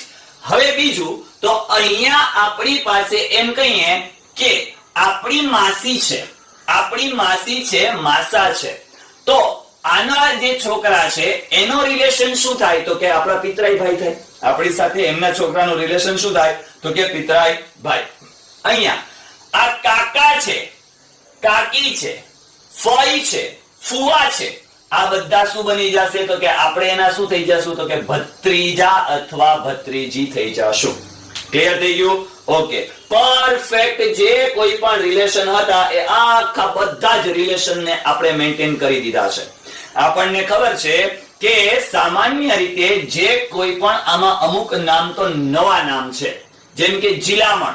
આપણને કોઈને ખબર જ નથી કે ખરેખર જીલામણ કોને કહેવાય. તો કે આપણો સાળો હોય, આ શાળાની પત્નીને પણ આપણે સાળી જ કહી દેતા હોઈએ છીએ, પણ આપણા શાળાની પત્ની એટલે આપણી શું થઈ જાય? તો કે એને જીલામણ કહેવાય. શું કહેવાય? જીલામણ. ઓકે, એક વખત ફરી પાછું આપણે પરફેક્ટ પણ સમજી લઈએ તો હું મારી પત્ની, મારી પત્નીનો ભાઈ, મારી પત્નીની બહેન એટલે કે મારો સાળો અને મારી સાળી, મારા શાળાની પત્ની એટલે મારી જીલામણ, મારી પત્નીની બહેન એટલે મારી સાળી, એમનો પતિ એટલે મારો સાડુભાઈ, મારી બહેનનો પતિ એટલે મારો બનેવી અથવા તો જીજાજી, મારો ભાઈ. ઓકે, તો કે મારા ભાઈની પત્ની એટલે મારી ભાભી. પછી તો કે મારા ભાઈની પત્ની મારી શું થઈ જશે? ભાભી થઈ જશે. હું પછી નીચેની લાઈનમાં પુત્ર, નીચેની લાઈનમાં અને બીજું શું આવશે? તો કે પિતા, માતા, દાદા, આ બધા કઈ લાઈનમાં આવશે? ઉપરની લાઈનમાં આવશે. માતાના રિલેશનમાં મામા આવે અને માસી આવે. પિતાના રિલેશનમાં કાકા આવે, મોટા બાપા આવે અને ફઈ આવે. ઉપરના રિલેશનમાં દાદા, દાદી એટલે કે આપણા પિતાના માતા અને પિતા એટલે દાદા, દાદી. આપણી માતાના પિતા અને માતા એટલે નાના, નાની. નીચેની લાઈનમાં જોઈએ તો આપણો પુત્ર, આપણા પુત્રની પત્ની એટલે આપણી પુત્રવધુ, આપણી પુત્રીનો પતિ એટલે આપણો જમાઈ. આપણે એના શું થઈ જશું? તો કે સસરા. હવે તો કે અહીંયા આપણી પાસે બીજું એક નણંદ અને નણદોયો, દેરાણી અને જેઠાણી. આ તમામ રિલેશનને એક વખત સંપૂર્ણપણે જોઈ લો. વિડીયોને પોઝ કરતા જાઓ, જેમ લખું છું એમ લખતા જાઓ, એટલે બધા જ રિલેશન તમારા દિમાગની અંદર ફિટ થઈ જશે. અહીંયા રીઝનિંગમાં કોઈ નિયમને તમારે ધ્યાનમાં રાખવાની જરૂર નથી. અગાઉના મેં વિડીયોની અંદર પણ આ વસ્તુનું ઇન્સ્ટ્રક્શન આપેલું હતું, સમજાવેલું હતું કે કઈ રીતે તમારે આ રિલેશનને મેન્ટેન કરવા. ફક્ત અને ફક્ત તમને રિલેશનની ખબર પડતી હોવી જોઈએ કે આ રિલેશન આની સાથેનો આ છે.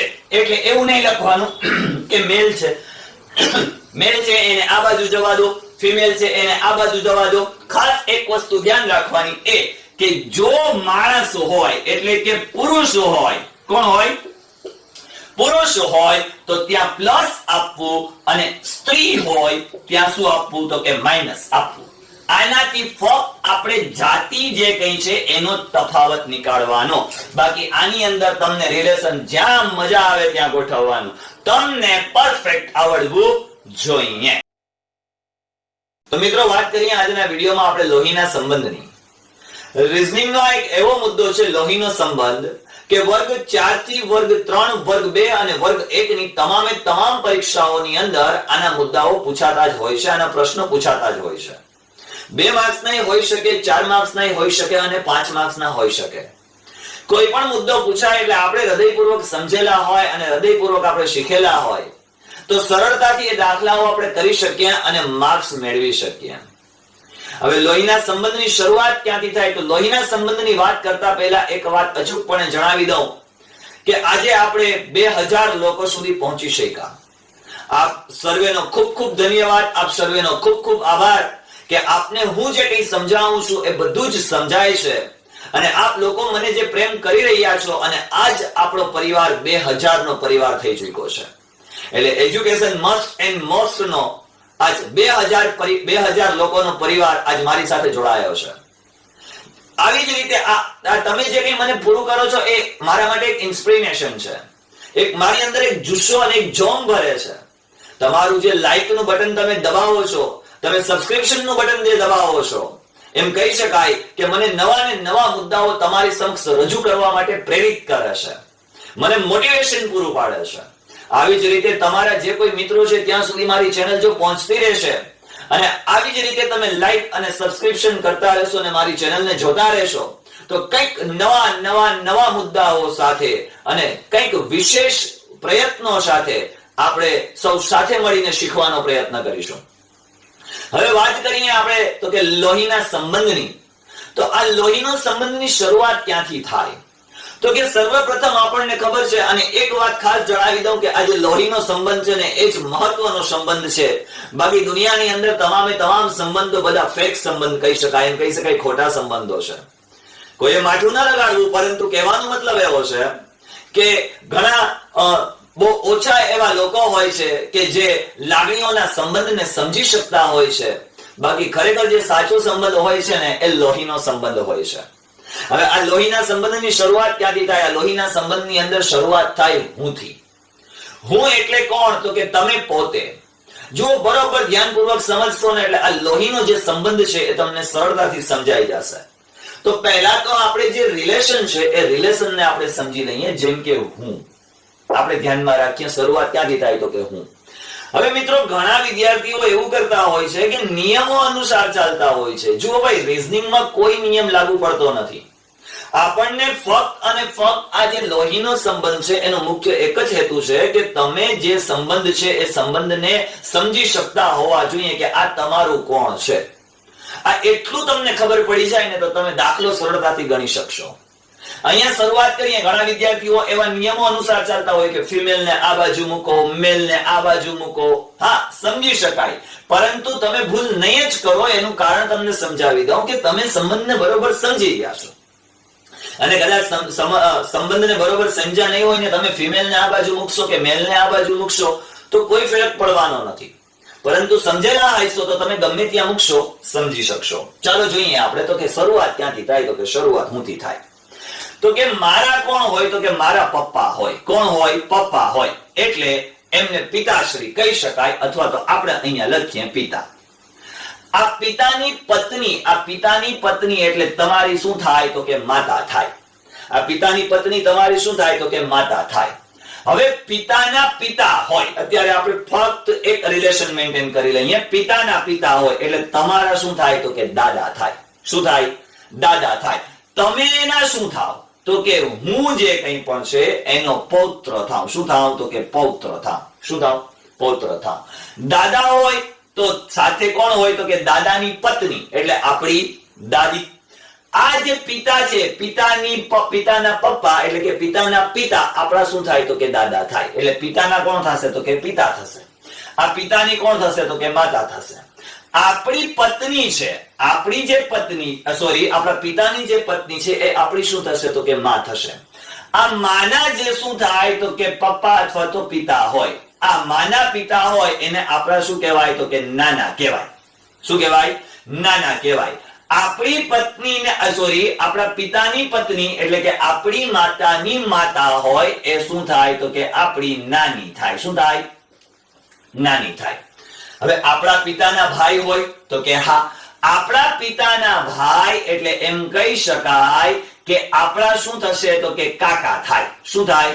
કાકા થાય. આપણી માતા આપણા પિતાના ભાઈની શું થાય તો કે ભાભી થાય. શું થશે? ભાભી થશે. જો આ રિલેશન કોમન રિલેશન છે. આપણે જે જીવન જીવીએ છીએ એ જીવનની અંદર જેટલા પણ આપણા રિલેશનો છે એ જ ફક્ત આપણે સમજવાના છે. અહીંયા આપણી માતાના ભાઈ હોય તો આપણી માતાના ભાઈ આપણા શું થઈ જાય તો કે મામા થઈ જાય. કોણ થઈ જાય? મામા થઈ જાય. હવે આપણે એના શું થઈએ? આપણી માતાના ભાઈના આપણે શું થઈ જાય તો કે ભાણો. શું થઈ જાય? ભાણો. પછી આપણા કાકા છે. કોણ છે? કાકા. આપણા કોણ થઈ જાય? કાકા. તો કે આપણા કાકા છે, આપણા કાકાના આપણે શું કહેવાય તો કે ભત્રીજા કહેવાય. શું કહેવાય? ભત્રીજો. શું કહેવાશે? ભત્રીજો. આપણા પિતાની બહેન હોય, આપણા પિતાની બહેન હોય, આપણી શું થાય તો કે આપણી ફઈ થાય. કોણ થાય? ફઈ થાય. આપણા પિતાના બહેન આપણી ફઈ, આપણી ફઈના પતિ એટલે આપણા શું થાય તો કે ફુવા થાય. શું થાય? ફુવા થાય. ઘણા બધા રિલેશન જાતે મેન્ટેન નહીં કરવાના. પાટલા સાસુ, પાટલા સસરા, આવા પ્રકારના કોઈ રિલેશન મેન્ટેન કરવાની જરૂર નથી. બરાબર? જે ખરેખર સંબંધો છે એ સંબંધો જ બનાવવાના. ઓકે, આગળ વધીએ તો ને કોઈ નિયમને ધ્યાનમાં રાખવાનું જ નથી. આપણે નિયમ બધું સાઈડમાં, આપણાને ફક્ત રિલેશન સમજવા આવવા જોઈએ. બાકી તમને જેમ મજા આવે તેમ. અહીંયા તો કે હું આપણી બહેન હોય. કોણ હોય? આપણી બહેન હોય. આપણી જે બહેન છે, હવે આપણી બહેન છે એ આપણી બહેન આપણી પિતાની શું થઈ જાય તો કે પુત્રી થાય. કોણ થશે? પુત્રી થશે. હવે તો કે આપણા જે મામા છે એનો આપણે ભાણો થઈએ તો આપણી બહેન આપણા મામાની શું થઈ જાય તો કે ભાણી થઈ જાય. આપણી જે બહેન છે આપણા કાકાની શું થઈ જાય તો કે ભત્રીજી થઈ જાય. શું થઈ જાય? ભત્રીજી. આપણી જે ફઈ છે, આપણી ફઈ અને આપણી બહેન આ બંને વચ્ચેનો રિલેશન શું થઈ જાય તો કે ભત્રીજી થઈ જાય. શું થઈ જાય? ભત્રીજી. એટલે આપણા જે પપ્પા છે, આપણા પપ્પાની બહેન આપણી ફઈ, આપણા પપ્પાની બહેન આપણી ફઈ, આપણી ફઈ અને આપણી બહેન આ બંનેનો રિલેશન તો કે ભત્રીજીનો થઈ જાય. આગળ વાત કરીએ તો મામા, ભાઈ એટલે કે કાકા, ફઈ, પછી તો કે પિતા, દાદા, દાદી, હું અને અહીંયા આપણો પુત્ર નીચેની લાઈનમાં આવશે. આપણો પુત્ર, આપણી પુત્રી, પુત્ર અને પુત્રી. હવે અહીંયા આપણે જોવાનું શું છે તો કે પુત્ર છે, પુત્રી છે. આપણી પુત્રીનો પતિ હોય એ તો કઈ પણ આવી શકે. જો અહીંયા આપણી બહેનનો પતિ હોય તો એ આપણા પિતાનો શું થઈ જાય? જમાઈ થઈ જાય. આપણા પિતા આપણી બહેનનો સસરો થઈ જાય. સોરી, એ આપણી બહેનના પતિનો સસરો થઈ જાય. આપણી બહેનના પતિનો આપણી માતાનો તો કે સાસુ થઈ જાય. અહીંયા જમાઈ થઈ જાય. દરેક રિલેશનમાં ઉપરથી એ રીતે બધા જ રિલેશન મેન્ટેન થતા આવશે. પુત્ર થઈ જાય, પુત્રી થઈ જાય અને પતિ થઈ જાય. ઓકે, આપણી બહેનનો છોકરો હોય તો આપણો શું થઈ જાય? ભાણો, ભાણી. આપણી માતા જે છે, આપણી માતાનો આપણે પુત્ર તો આપણી માતાનો ભાઈ આપણો શું થાય તો કે મામા. બરાબર? એમ કહી શકાય ને કે ભાણેજ, ભાણી અને નવાસાની કોઈ બેંક હોય તો મામાનું ઘર ને નાનીનું ઘર. પણ અહીંયા આપણે શું કરવાનું છે તો કે ફક્ત રિલેશનને ધ્યાનમાં રાખી અને હું શબ્દને ધ્યાનમાં રાખવાનો છે.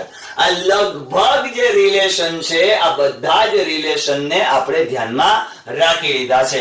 નાના છે તો દોહિત્રી થઈ જાય અને દોહિત્ર થઈ જાય. આપણા જે દાદા છે, આપણા દાદાના પુત્ર એટલે આપણા પપ્પા, આપણા પપ્પાના પુત્ર એટલે આપણે, અને આપણા પુત્ર એટલે આપણા જે દાદા છે એનો થઈ જાય પરપૌત્ર થઈ જાય. શું થઈ જાય? પરપૌત્ર. બરાબર? અને પરપૌત્રી. આવું થઈ જશે. ચાલો અહીંયા ધ્યાન આપીએ આપણે તો આગળ વધીએ. અહીંયા જો કોઈ પણ રિલેશન બાકી રહેતા હોય, કોઈ રિલેશન બાકી રહેતા છે નહીં. હું પછી પિતા, પિતા પછી દાદા. પિતાની લાઈન ઉપર આવશે, પુત્રની લાઈન નીચે આવશે. પિતાની લાઈન ઉપર આવશે, પુત્રની લાઈન નીચે આવશે. આ જે કોઈ પણ જરૂરિયાત વાળા રિલેશન હતા ને આ બધા રિલેશનને આપણે લઈ લીધેલા છે. જોઈએ હવે તો કે દાખલો ગણીએ એટલે સંપૂર્ણપણે આપણે સમજી શકીશું કે કયા રિલેશનને કઈ રીતે મેન્ટેન કરવા. જોઈએ તો કે અહીંયા 2-3 દાખલાઓ મેં લખ્યા છે અને આ 2-3 દાખલાઓને આપણે સમજીએ. જુઓ અહીંયા પહેલો દાખલો એવો આપેલો છે કે x અને y ભાઈઓ છે. x અને y ભાઈઓ છે. r એ y ના પિતા છે.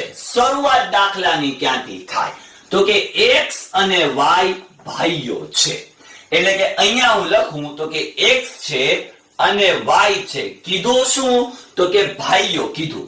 હવે ભાઈઓ કીધું તો અહીંયા જ્યારે સ્ત્રી હોય તો માઇનસ અને પુરુષ હોય તો પ્લસ. સ્ત્રી હોય તો માઇનસ અને પુરુષ હોય તો પ્લસ. આ બંને શું છે? તો કે ભાઈઓ છે. ભાઈઓ હોય એટલે પ્લસ થાય. ભાઈઓ હોય એટલે શું થાય? પ્લસ થાય. એટલે x અને y શું છે? તો કે ભાઈઓ છે. r એ y ના પિતા છે. જુઓ r જે છે એ કોના પિતા છે? તો કે y ના પિતા છે. એટલે કે પિતાની લાઈન ક્યાં આવશે? ઉપર. પુત્રની લાઈન ક્યાં આવશે? તો કે નીચે. આ બંને ભાઈઓ તો કે r નો પુત્ર શું થશે? તો કે y. r નો પુત્ર કોણ થશે? તો કે x. રિલેશન બધાની ખબર પડતી જાય છે આપણને તો કે હા. આગળ વધીએ. s એ t નો ભાઈ છે. જુઓ s એ t નો ભાઈ છે પણ આમાંથી કોઈનો કસો થાય છે એવું ખબર પડી હજુ નથી. તો આગળ વધીએ. અને x ના મામા છે. જુઓ આ x ના મામા છે. x ના મામા કોણ છે? તો કે s એ t નો ભાઈ છે અને x ના મામા છે. જુઓ s છે એ t નો ભાઈ છે એટલે કે અહીંયા આપણે જે x છે એ x ના મામા કોણ? તો કે s. s ના મામા કોણ? તો કે s. પપ્પાની લાઈનમાં આવશે. હવે તો t નો r સાથે કયો સંબંધ થઈ શકે?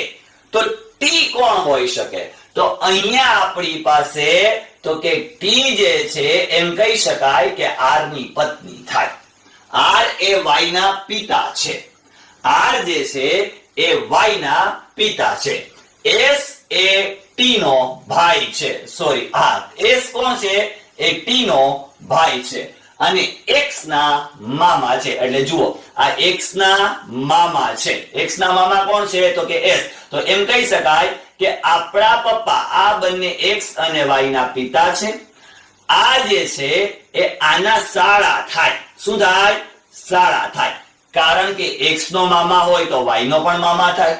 માની લો કે તમે છો, તમારો ભાઈ છે અને તમારા મામા છે તો શું તમારા ભાઈના મામા ન થાય? તો કે થાય. એટલે x y ના પિતા r, r ના સાળા s, s નો મામો કોણ? સોરી x નો મામો s અને s નો ભાણો કોણ થાય? તો કે x થાય. એટલે તો કે અહીંયા તો t નો r સાથે કયો સંબંધ છે? તો કે t નો r સાથે બંને કયો સંબંધ છે? t નો. t એટલે કોણ આવશે? તો કે પત્ની. કોણ આવશે? પત્ની. t નો r સાથેનો સંબંધ શું છે? તો કે t નો r સાથેનો સંબંધ જોવા જઈએ તો પતિ અને પત્ની. આગળ વાત કરીએ. a b અને c ના માતા છે. a જે છે એ b અને c ના માતા છે. તો આ જે a છે એ b અને c આ બંનેના કોણ છે? તો કે માતા છે. માતા હોય એટલે માઈનસ 3 આવશે. ઓકે. d c નો પતિ છે. જે d છે એ કોનો પતિ છે? c નો પતિ છે. એટલે સ્વાભાવિક છે કે આ સ્ત્રી છે. d c નો પતિ છે. આ બંનેનો રિલેશન જોવા જઈએ તો શું થશે? તો કે આ માતા છે, આ એની દીકરીનો પતિ છે એટલે આ થશે સાસુમાં. સાસુ શું થશે? સાસુ. અને આ કોણ થશે? તો કે જમાઈ. સાસુ જમાઈ નો રિલેશન થશે. જો બધી રિલેશન આપણે મેન્ટેન થઈ કરતા જઈએ. d c નો પતિ છે તો a d ના શું થશે? જુઓ a જે છે એ d ના શું થશે? તો કે સાસુ થશે. શું થશે? સાસુ. એટલે જવાબ શું આવશે આપણો? તો કે સાસુ. કેટલું સહેલું! બહુ સહેલું છે. તમને રિલેશન મેન્ટેન કરતા આવડવા જોઈએ અને આ દાખલાનો એક જ મૂળ હેતુ હોય છે કે તમને રિલેશનની ખબર હોવી જોઈએ. આગળ વધીએ. f અને a ભાઈઓ છે. જુઓ F અને A શરૂઆત અહીંયાથી કરવાની, B અને C, F અને A એટલે F અને A ભાઈઓ છે. આ F જે છે અને A જે છે એ બંને શું છે? ભાઈઓ કહી દીધું. આ બંને ભાઈઓ છે. ભાઈઓ છે એટલે એક લાઈનમાં આવશે, ભાઈ બેન એક લાઈનમાં આવશે, પિતા એક લાઈનમાં આવશે, પિતા, મામા, પત્ની, કાકા આ બધા કઈ લાઈનમાં આવશે? એક લાઈનમાં આવશે. ફોઈ, ફુવા આ એક લાઈનમાં આવશે, દાદા, દાદી, નાના, નાની આ બધા એક લાઈનની અંદર આવશે, ભાઈ, બેન બરાબર આપણી લાઈનમાં આવશે. પછી પુત્ર, પુત્રી નીચેની લાઈનમાં આવશે, જમાઈ નીચેની લાઈનમાં આવશે, પુત્ર વધુ આ પણ ક્યાં આવશે? તો કે નીચેની લાઈનમાં આવશે. ઓકે, ચાલો આગળ વધીએ. તો C એ A ની દીકરી છે. જુઓ, C જે છે એ કોની દીકરી છે? તો કે A ની દીકરી કહી દીધું એટલે માઈનસ આવશે. આગળ વાત કરીએ. K એ F ની બહેન છે. જુઓ, K જે છે F ની બહેન છે એટલે જો અહીંયા આપણી પાસે આ જે K છે એ કોની બહેન છે? F ની બહેન છે. એટલે આ જે ત્રણેયનો રિલેશન છે આ એની બહેન થઈ તો એની પણ બહેન થાય. આ બંને શું થશે? ભાઈ ભાઈ થશે. આગળ વાત કરીએ તો G એ C નો ભાઈ છે. જે G છે એ કોનો ભાઈ છે? C નો ભાઈ છે એટલે પ્લસ થશે. G પ્લસ એટલે પુરુષ, માઈનસ એટલે સ્ત્રી. તો G ના કાકા કોણ? જુઓ, A જે છે એનો દીકરી C, C નો ભાઈ G એટલે એનો પુત્ર G. તો એના કાકા કોણ થાય? તો કે F. એના કાકા કોણ થશે? તો કે F. આ પૂરું. આવી જ રીતે ઘણા બધા પ્રકારના દાખલાઓને ધ્યાને લઈ શકાય. તમે જાતે પણ ઘણા બધા દાખલાઓને બનાવી શકો. રિલેશન ધ્યાનમાં રાખવાનું. એક વખત હું રિપીટ કરી જાઉં એટલે આપણે એને સમજી લઈએ. તો કે હું થી શરૂ થાય, આપણા પિતા, આપણી માતા, માતાના રિલેશન ની અંદર તો કે મામા થાય, મામા પછી મામાની પત્ની એટલે મામી, આ બાજુ આવશું એટલે કાકા, કાકાની પત્ની એટલે કાકી, ત્યાર પછી આપણે ઉપર જઈશું એટલે આપણા દાદા, દાદી, નાના, નાની, આપણી માતાને પપ્પા, આપણી માતાના પિતા એટલે આપણા નાના, આપણી માતાની માતા એટલે એ આપણી નાની, આપણા પિતાના પિતા એટલે આપણા દાદા, આપણા પિતાની માતા એટલે આપણી દાદી, આપણા ભાઈ અને બહેન, આપણા બહેનના પતિ એટલે આપણા શું થશે? જમાઈ, સોરી બનેવી. અને ત્યાર પછી સામાન્ય એમ નથી કે જીજાજી એવું પણ શબ્દ યુઝ કરી શકાય. ત્યાર પછી આપણે રિલેશનમાં જઈએ તો કે નીચેની બાજુ જઈએ એટલે આપણી પુત્રી અને ત્યાર પછી આવશે આપણો પુત્ર, આપણી પુત્રીનો પતિ એટલે એમ કહી શકાય કે આપણો જમાઈ, આપણા પુત્રની પત્ની એટલે એમ કહી શકાય કે આપણી પુત્રવધુ. આવી રીતેના રિલેશન, એટલા જ રિલેશનને આપણે મેન્ટેન કરવાના હોય પરપોત્ર સુધી, દોહિત્ર સુધી અને દોહિત્રી સુધી. જો હજુ એક આવા પ્રકારના દાખલાઓ પૂછે છે કે જે આંગળી ચીનીને રિલેશન બતાવવાના હોય. જેમ કે એક તસવીરમાં તમારું નામ માની લો કે etc, તમે જોઈને કીધું કે આ જે તસવીરમાં દેખાઈ રહ્યું છે એ મારી માતાની એકની એક પુત્રી છે. આ જે તસવીરમાં દેખાઈ રહ્યું છે મારી માતાની એકની એક પુત્રી છે. હવેના વિડીયોમાં આવા પ્રકારના દાખલાઓ આપણે ચોક્કસપણે જોઈશું. ચેનલ પર નવા છો તો ચેનલને સબસ્ક્રાઇબ કરી લો અને હા, લાઈક નું બટન દબાવી દો. ફરી પાછા મળીશું. જોતા રહો મારી YouTube channel education must and most. ધન્યવાદ.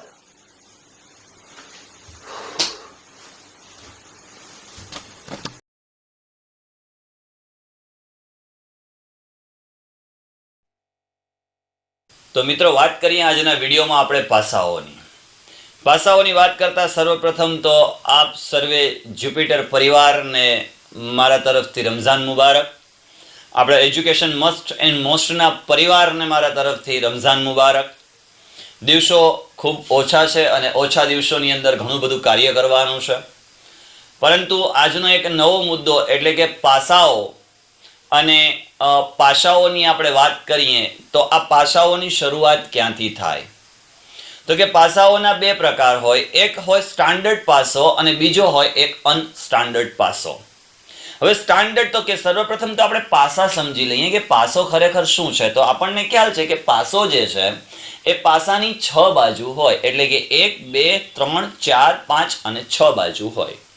હવે સામાન્ય રીતે આપણે સમજીએ તો કે માની લો કે આ એક પાસો છે, તો આ જે બાજુ છે અને આ જે બાજુ કહેવાય આ એની પ્રથમ બાજુ કહેવાય. આ પ્રથમ બાજુ આ એની સાઈડની દ્વિતીય, એની સામેની એટલે કે આ જે બાજુ છે એની સામેની બાજુ આને કહેવાય. એટલે કે પ્રથમ બાજુ, દ્વિતીય બાજુ, તૃતીય, ચતુર્થ અને નીચે 5 અને ઉપરની 6. આમ 6 બાજુઓ હોય છે.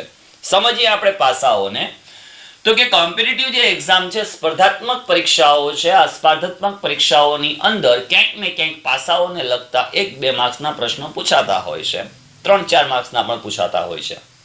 જોઈએ તો હવે પાસાઓ, તો કે સ્ટાન્ડર્ડ પાસો કોને કહેવાય, બરોબર આપણે સમજીશું. તો એની વ્યાખ્યાને આપણે ધ્યાનમાં રાખીએ તો સંપૂર્ણ રીતે સમજી શકાય કે પાસાની અંદર આ જે પાસો આપેલો છે, આ પાસાની અંદરની બાજુ જે છે ત્યાં એ લખેલા અંકોનો સરવાળો 7 થતો ન હોય. એટલે કે 7 થતો હોવો જોઈએ નહીં. ચેક કરીએ, જુઓ અહીંયા 6 + 4 ઇઝ નોટ ઇક્વલ, તો કે 7 થતો નથી. ઇઝ નોટ ઇક્વલ કેટલા, તો કે 7. આ બાજુ જોઈએ તો 6 + 5 ઇઝ નોટ ઇક્વલ 7. એટલે 7 થતો નથી. એનું મતલબ એવું થયું કે સામ સામેની બાજુ જે છે એનો સરવાળો કેટલો થતો હોવો જોઈએ, તો કે 7 થતો હોવો જોઈએ.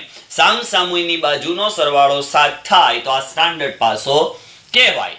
અહીંયા તો કે પાસાની અંદર પાસ પાસે લખેલા 2 અંકોનો સરવાળો, એટલે કે જુઓ અહીંયા 4 + 3 ઇઝ ઇક્વલ કેટલા થાય છે, 7. તો આ સ્ટાન્ડર્ડ પાસ, અનસ્ટાન્ડર્ડ પાસો કહેવાય. કોઈ પણ 2 અંકનો, એટલે કે જુઓ 4 અને 3, આ 2 અંકનો સરવાળો કેટલો થયો, તો કે 7 થયો. હવે અને સામ સામે 7 ન થતો હોય, એટલે કે જુઓ પાસ પાસે એટલે કે બાજુમાં જે છે એનો સરવાળો 7 થતો હોય, તો સામ સામેનો સરવાળો 7 થતો ન હોય એને અનસ્ટાન્ડર્ડ પાસો કહેવાય. બરોબર સમજીએ. તો હવે આની અંદર દાખલાને શું કરી દેવામાં આવે, કેવી રીતે પૂછવામાં આવે, તો કે પાસો જે છે ને એ પાસાને ખોલી નાખવામાં આવે, પાસાના ભાગ કરી દેવામાં આવે, પાસાને છૂટો કરી દેવામાં આવે તો 6 અંક કંઈક આવી રીતે લખાય. જુઓ આ ખુલ્લો પાસો આપેલો છે. હવે આ જે ખુલ્લો પાસો છે, આ ખુલ્લા પાસાને કઈ રીતે ધ્યાનમાં લેવું, તો કે કોની સામે કયો અંક આવશે આપણે સમજીએ. જુઓ તમને પાસો સામેની બાજુ, એટલે કે અહીંયા આ પાસો છે, આ પાસાની આગળની બાજુ આ 1 આપેલું છે, તો હવે આ પાછળની બાજુ છે એ શું છે એની ખબર નથી પડવાની. તો એના માટે કરીને અહીંયા પાસાને શું કરી દીધો, તો કે ખુલ્લો કરી દીધો. હવે જુઓ આ જે ભાગ આપેલો છે અહીંયા, આને પકડવાનું. કોને પકડવાનું, તો કે આ જે બિંબ આપેલું છે એ બિંબને પકડવાનું. આ બિંબને પકડીએ તો અહીંયા આપણી પાસે જુઓ આ 2 છે, 1 મૂકી દેવાનું અને શું લેવાનું, 4. તો અહીંયા લખીશું આપણે કે 2 ની સામે કેટલું આવશે, તો કે 4. 2 ની સામે 4. 1 ની સામે કેટલું આવશે, તો કે 6. 1 ની સામે કેટલું આવશે, તો કે 6. અને હવે વૈધા કેટલા, તો કે 3 અને 5. એટલે 5 ની સામે કેટલું આવશે, તો કે 3 આવશે. 5 ની સામે કેટલું આવશે, 3 આવશે. આ રીતે બીજો પાસો જોઈએ તો બીજા પાસાને ખોલી દેવામાં આવ્યો ત્યારે જો આ બિંબ છે, આ બિંબને પકડી લેવો. કોને પકડી લેવું, બિંબને પકડી લેવો. કોની સામે કયો અંક આવશે, તો અહીંયા જુઓ 2 ની સામે 4 અંક આવ્યો, 1 ની સામે 6 અંક આવ્યો, 5 ની સામે 3 અંક આવ્યો. પાસ પાસેનું જોઈએ તો 2 ની સામે 1, 1 ની સામે 1 ની પાસે 5, 4 ની પાસે 6, 6 ની પાસે 3, 2 ની પાસે 6, 1 ની પાસે 3. આમ પાસ પાસે થશે. આ શું છે, તો કે આ જે બંને છે એ કેવો છે, તો કે સામ સામે છે. બીજું જોઈએ તો અહીંયા 6 છે. કેટલું છે, તો કે 6. નળી પકડવાની, સીધી નળી પકડી લો એટલે આપણને જવાબ મળી જાય. જુઓ 6, 1 મૂકી દેવાનું અને લેવાનું કેટલું, 2. એટલે 6 ની સામે કેટલું આવશે, 2. 5 ની સામે કેટલું આવશે, તો કે 1. 5 ની સામે આવશે 1. અને વધ્યું કેટલું, તો કે 3 અને 4. તો કે 3 ની સામે કેટલું આવશે, તો કે 4. ક્લિયર? ઓકે. 6 ની સામે 2, 5 ની સામે 1, 3 ની સામે કેટલો છે, 4. તો સામાન્ય રીતે આમાં કોઈ પણ એવી રીતે પ્રશ્ન પૂછવામાં આવે કે 3 ની સામે કેટલું, આગળ આવશે આપણે જોઈશું. 3 ની સામે કેટલું, તો 3 ની સામે 4.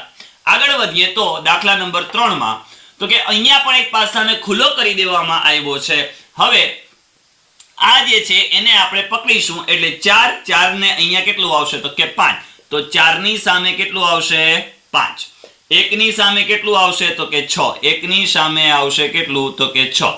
અને વૈધા કેટલા 2 અને 3 એટલે 2 ની સામે અહીંયા આપણી પાસે કેટલું આવશે તો કે 3. આ પૂરું, એટલું જ હોય. જોઈએ આપણે બીજું તો કે અહીંયા એક પાસો આપેલો છે. જુઓ પાછો, હું ચિત્રકામની અંદર એમ કહી શકાય ને કે ચિત્રાકૃતિ કરવાની અંદર ગોલ્ડ મેડાલિસ્ટ છું, એટલે ચિત્રો જેવા હોય એવા ચલાવી લેવાના. અહીંયા આપણે એમ કહી શકાય કે 4 ની સામે કયો અંક આવે. 4 ની સામે કયો અંક આવે તો અહીંયા આપણને બે પાસા આપેલા છે, પાસા નંબર 1 અને પાસા નંબર 2. આ બે પાસા આપેલા છે. હવે તમારે આની અંદરથી જે કોમન હોય ને, કોમન એને પકડવાનું. જુઓ આ બંનેમાં કોમન કેટલું છે? 5 2 4 3 1 4 એટલે કોમન 4 છે. કેટલા છે તો કે 4. અહીંયા આપણે લખી નાખવાનું 4. 4 લખ્યું. હવે તો કે ક્લોકવાઇઝ જવાનું. ક્લોકવાઇઝ જાય એટલે ઘડિયાળ આપણને આ રીતે ફરે. 5 થી લ્યો તો આમ ફરશે, પછી 4, પછી 2, પછી 5 એમ ફરશે. તો હવે અહીંયા કેટલા આવ્યા તો કે 2 અને પછી કેટલા આવશે તો કે 5. આમ મૂકી દેવાનું. આ 4 તો આપણે મૂક્યા જ છે કોમન અંક. તો નીચેનો અંક કયો આવશે તો કે અહીંયા 4 થી તો કે 1 અને 3 એટલે 1 અને 3. હવે જોઈએ 1, જુઓ 1 આવી ગયું, 2 આવી ગયું, 3 આવી ગયું, 4 આવી ગયું, 5 આવી ગયું. વધ્યું કેટલું તો કે 6. આપણો જવાબ આવે કેટલો તો કે 6. 4 ની સામે કયો અંક આવશે તો કે 4 ની સામે 6 અંક આવશે. આગળ બીજું જોઈએ તો 1 ની સામે કયો અંક આવશે. તો આમાંથી પણ આપણે શું કરીશું તો કે કોમન પકડીશું. કોમન કયું છે તો કે 1. અહીંયા લખીશું આપણે 1. શું લખીશું 1. બીજું ક્લોકવાઇઝ જઈએ તો અહીંયા આવશે 2 અને પછી આવશે 4 એટલે લખીશું 4. એની સામે અહીંયાથી આપણે જશું તો 1 ની સામે કેટલું આવશે, સોરી 1 તો કોમન લઈ લીધું, હવે આવશે 5 અને બીજું કેટલું આવશે તો કે 6. જુઓ 1 2 4 5 6. બાકી કેટલું રહ્યું તો કે 6 અંકનો પાસો હોય, 6 બાજુઓ હોય, એમાંથી 1 આવી ગયું, 2 આવી ગયું, 4 આવી ગયું, 5 આવી ગયું, 6 આવી ગયું. બાકી કેટલું રહ્યું તો કે 3. એટલે અહીંયા આપણો જવાબ આવશે 1 ની સામે કેટલા આવશે તો કે 3 આવશે. આ આપણો જવાબ. હવે તમને ટપકા આપેલા હોય. શું આપેલા હોય? ટપકા આપેલા હોય. આ રીતે આપણને ટપકાની ખબર જ છે પાસામાં. તો અહીંયા અંકો આપેલા છે, ટપકા આપેલા હોય. આ રીતે 1 ટપકું આપેલું હોય, 2 આપેલા હોય, 3 આપેલા હોય, 4 આપેલા હોય, આ રીતે 5 આપેલા હોય અને આ રીતે 6 આપેલા હોય. આવી રીતે ટપકા આપેલા હોય તો તમારે ગણવાના શું? ટપકા ગણવાના. અને ટપકા ગણી અને બરોબર આ જે રીત છે એ રીત મુજબ જાશો એટલે ચપટી વગાડતા જવાબ તમારી સમક્ષ હાજર રહેશે. ઓકે, એક પણ માર્ક્સ આમાંથી આપણો કટ થાય નહીં. બીજું જોઈએ તો અહીંયા તમને એવું પણ પૂછી લે કે લાલ લીલો પીળો અને લાલ સફેદ કાળો આવો કલર છે તો લાલની સામે કયો કલર આવે. હવે કલર જુઓ તમારે, અહીંયા આપણે અંક મૂક્યા હતા ત્યાં શું મૂકવાના તો કે કલર મૂકવાના. આગળ વાત કરીએ તો 2 ની સામે કયો અંક આવે. જુઓ હવે અહીંયા આપણને કન્ફ્યુઝ કરવાને કેટલા પાસા નાખી દીધા તો કે 4 પાસા નાખી દીધા. પાસા નંબર 1, પાસા નંબર 2, પાસા નંબર 3 અને પાસા નંબર 4. કોઈ પણ એક ક્રંક ઉપાડી લેવાનો. તો કે કોમન કયો છે અહીંયા તો કે 2. અહીંયા પણ કેટલો છે તો કે 2. તો અહીંયા આપણે લખીશું તો કે ભાઈ ચલો 2 કોમન છે એટલે 2 લઈ લીધા. હવે આને ક્લોકવાઇઝ જશું 6 અને 3. આ 6 આવશે, પછી 3 આવશે, 2 માં 5 આવશે અને 4 આવશે તો કે 5 આવશે અને 4 આવશે. વૈધા કેટલા તો કે 2 3 4 5 6. વૈધું કેટલું? 1. આપણો જવાબ આવશે કેટલો? 1. આ પાસાઓ પૂરા. આમાં કંઈ પણ વિશેષ વધારે પડતું હોય નહીં. બસ થોડીક મહેનત કરી લો, વિડીયોને પોઝ કરો, પોઝ કરી અને ત્યાર પછી આને લખવાનું રાખો. તમારી જાતે પાસો બનાવો, એમાં અંક નાખો અને અંક નાખી અને ગણતરી કરો એટલે તમને સરળતાથી જવાબ મળી જશે. ફરી પાછા નવા મુદ્દા સાથે આપણે મળીશું. પરંતુ એક બાબત ખાસ ધ્યાન રાખવાની છે કે હવે સમયગાળો ખૂબ ઓછો છે. ફક્ત કોન્સ્ટેબલ માટેના તો 3 થી 4 જ દિવસ એમ કહી શકાય કે બાકી રહ્યા છે. 10 તારીખે પરીક્ષા આવી જશે એટલે 5 દિવસ વધીને બાકી રહ્યા છે. આ 5 દિવસનો ભરપૂર ઉપયોગ કરી લ્યો, 5 દિવસની ભરપૂર મહેનત કરી લ્યો. હવે શું શોપ વર્ક કરવાનું, હાર્ડવર્કનો સમય વયો ગયો. શોપ વર્ક એટલે કે તમે જે કોઈ સેલ્ફ નોટ બનાવી છે આ સેલ્ફ નોટને ધ્યાનમાં રાખો.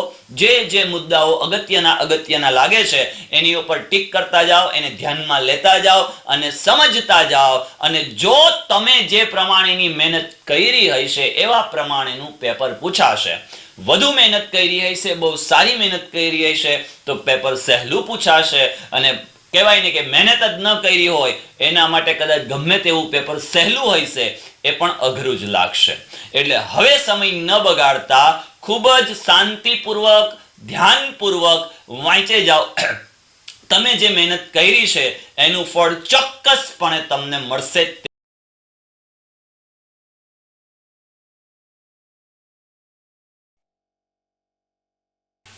તો મિત્રો વાત કરીએ આજના વિડીયોમાં આપણે સંખ્યા જ્ઞાન.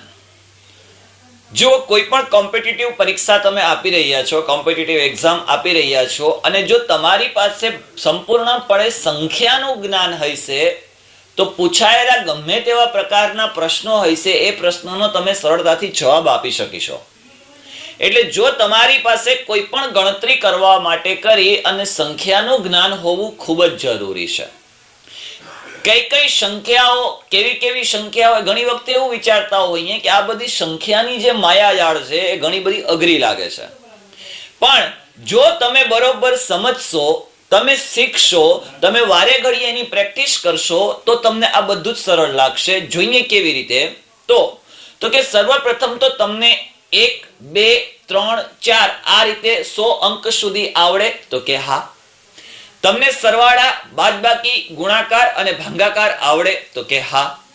તમને ઘડિયા એટલે કે પાડા આવડે? તો કે હા.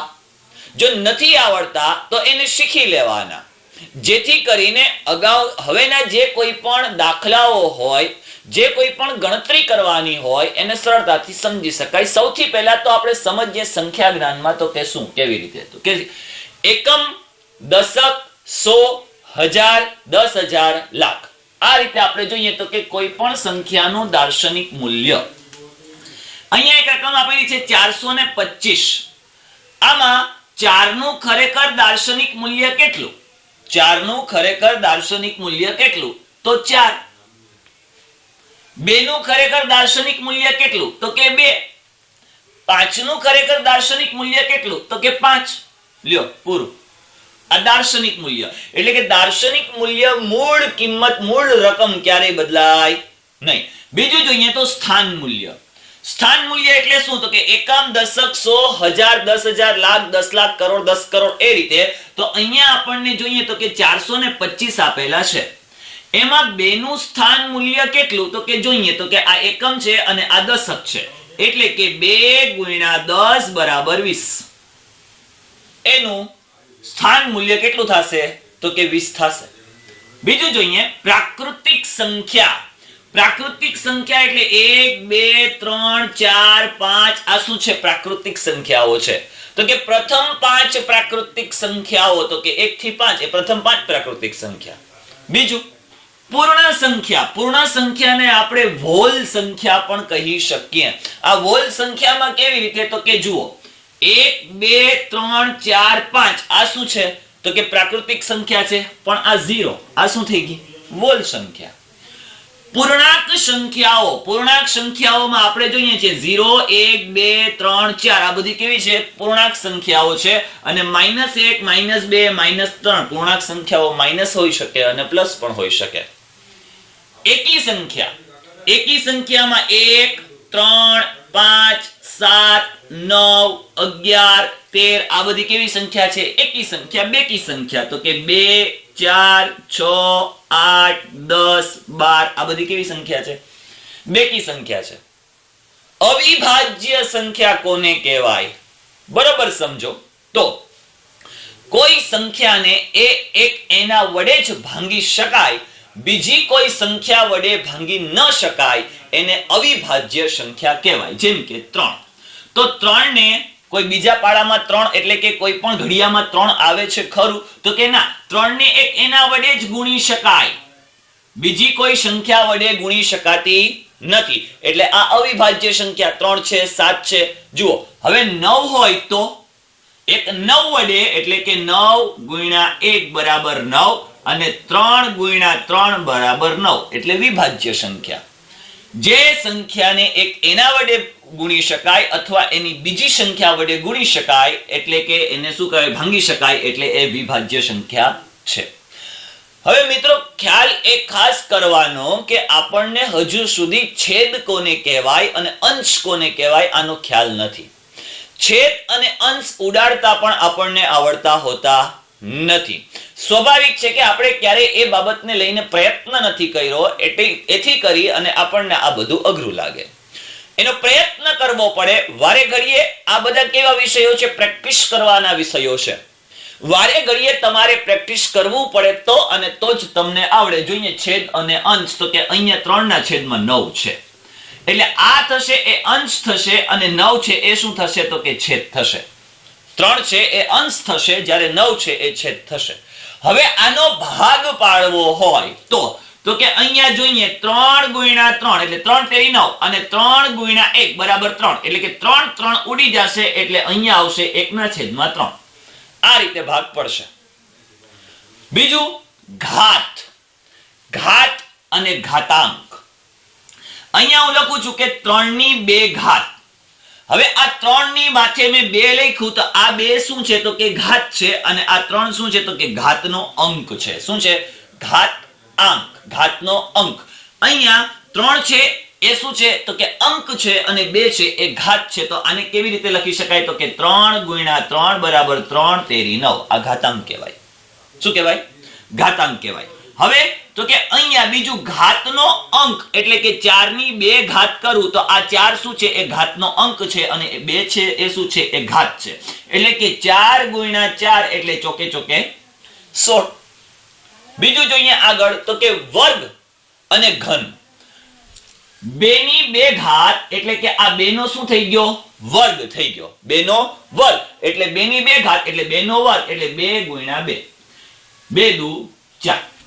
આ રીતે 3 નો વર્ગ કરીએ તો 3 નો વર્ગ બરાબર 3 × 3 બરાબર 9. 3 નો વર્ગ. ઘન તો કે ઘન એટલે શું થશે? તો કે 3/3 ઘાત. જો 2 ઘાત હોય તો વર્ગ થાય અને 3 ઘાત હોય તો ઘન થાય. 3/3 ઘાત એટલે કે 3 × 3 × 3. 3 વખત 3 ને શું કરવું પડશે? ગુણવું પડશે. એટલે 3 તેરી 9, 9 તેરી 27. જે કોમ્પિટિટિવ ની પરીક્ષા આપે છે અને જે કોઈ પણ વિદ્યાર્થી મિત્રો અભ્યાસ કરે છે એ દરેકે દરેકને અને જીવનમાં પણ આ બાબતો બહુ જરૂરી છે. દરેકે 1 થી 100 સુધીના પાડા યાદ હોવા જોઈએ એટલે કે ઘડિયા યાદ હોવા જોઈએ. તો તમે દાખલો ઝડપથી કરી શકશો. બીજું તમને વર્ગ એટલીસ્ટ 50 સુધી તો આવડતા જ હોવા જોઈએ ને તમને ઘન પણ 50 સુધી આવડતા હોવા જોઈએ. ન આવડતા હોય તો આ રીતે તમારે ગણતરી કરી અને ઝડપથી જવાબ મેળવી લેવો પડે. સરવાળા આપણને ખબર છે કે આને સરવાળાની નિશાની કહેવાય. બાદબાકી આપણને ખબર છે કે આને બાદબાકીની નિશાની કહેવાય. ગુણાકાર એટલે કે આને ખબર છે કે આપણે ગુણાકારની નિશાની કહેવાય. અને ભાગાકાર એને આ રીતે આપણે દર્શાવાય. જ્યારે દાખલો કરતા હોઈએ ત્યારે તો કે 25 + 25 એટલે આ સરવાળો થશે. બાદબાકી એટલે માની લો કે અહીંયા 25 - 25 એટલે બાદબાકી થશે. જે રકમ આપેલી છે એમાંથી બીજી રકમ ઉમેરવી એટલે સરવાળો. જે રકમ આપેલી છે તેમાંથી બીજી રકમને બાદ કરવી એટલે કે ઘટાડવી એટલે શું થશે? તો કે બાદબાકી. ગુણાકાર અહીંયા 25 × 25 એટલે કે જે રકમ આપેલી છે અને બીજી રકમથી એને બેવડી કરવી એટલે કે 2 ગણી કરવી એટલે એ શું થશે? તો કે સામાન્ય રીતે 2 ગણી થઈ શકે, 3 ગણી થઈ શકે. જે તમને અહીંયા જવાબ આપેલો છે અથવા તો જે રકમ આપેલી છે એ રકમથી એને શું કરવું પડે? ગુણી નાખવું પડે એટલે ગુણાકાર. અને ભાગાકાર તો કે આપણને અહીંયા 25 અને 2 આપેલું છે તો કે ભાગાકારની અંદર ભાજક, ભાજ્ય, ભાગફળ અને શેષ.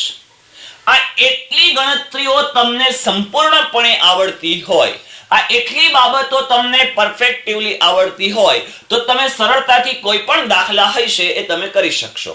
નિયમો યાદ એ રાખવાના ભાગાકાર, ગુણાકાર, સરવાળા અને બાદબાકીમાં તો કે ભાગુ સ બા.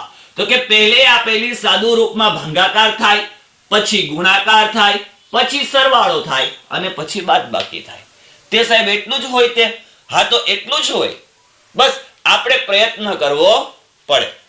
આવા ઘણા બધા મુદ્દાઓ સાથે, નવી નવી સંખ્યાઓ સાથે અને નવા નવા જ્ઞાન સાથે ફરી પાછા મળીશું. જોતા રહો અમારી YouTube channel education must and most. ધન્યવાદ.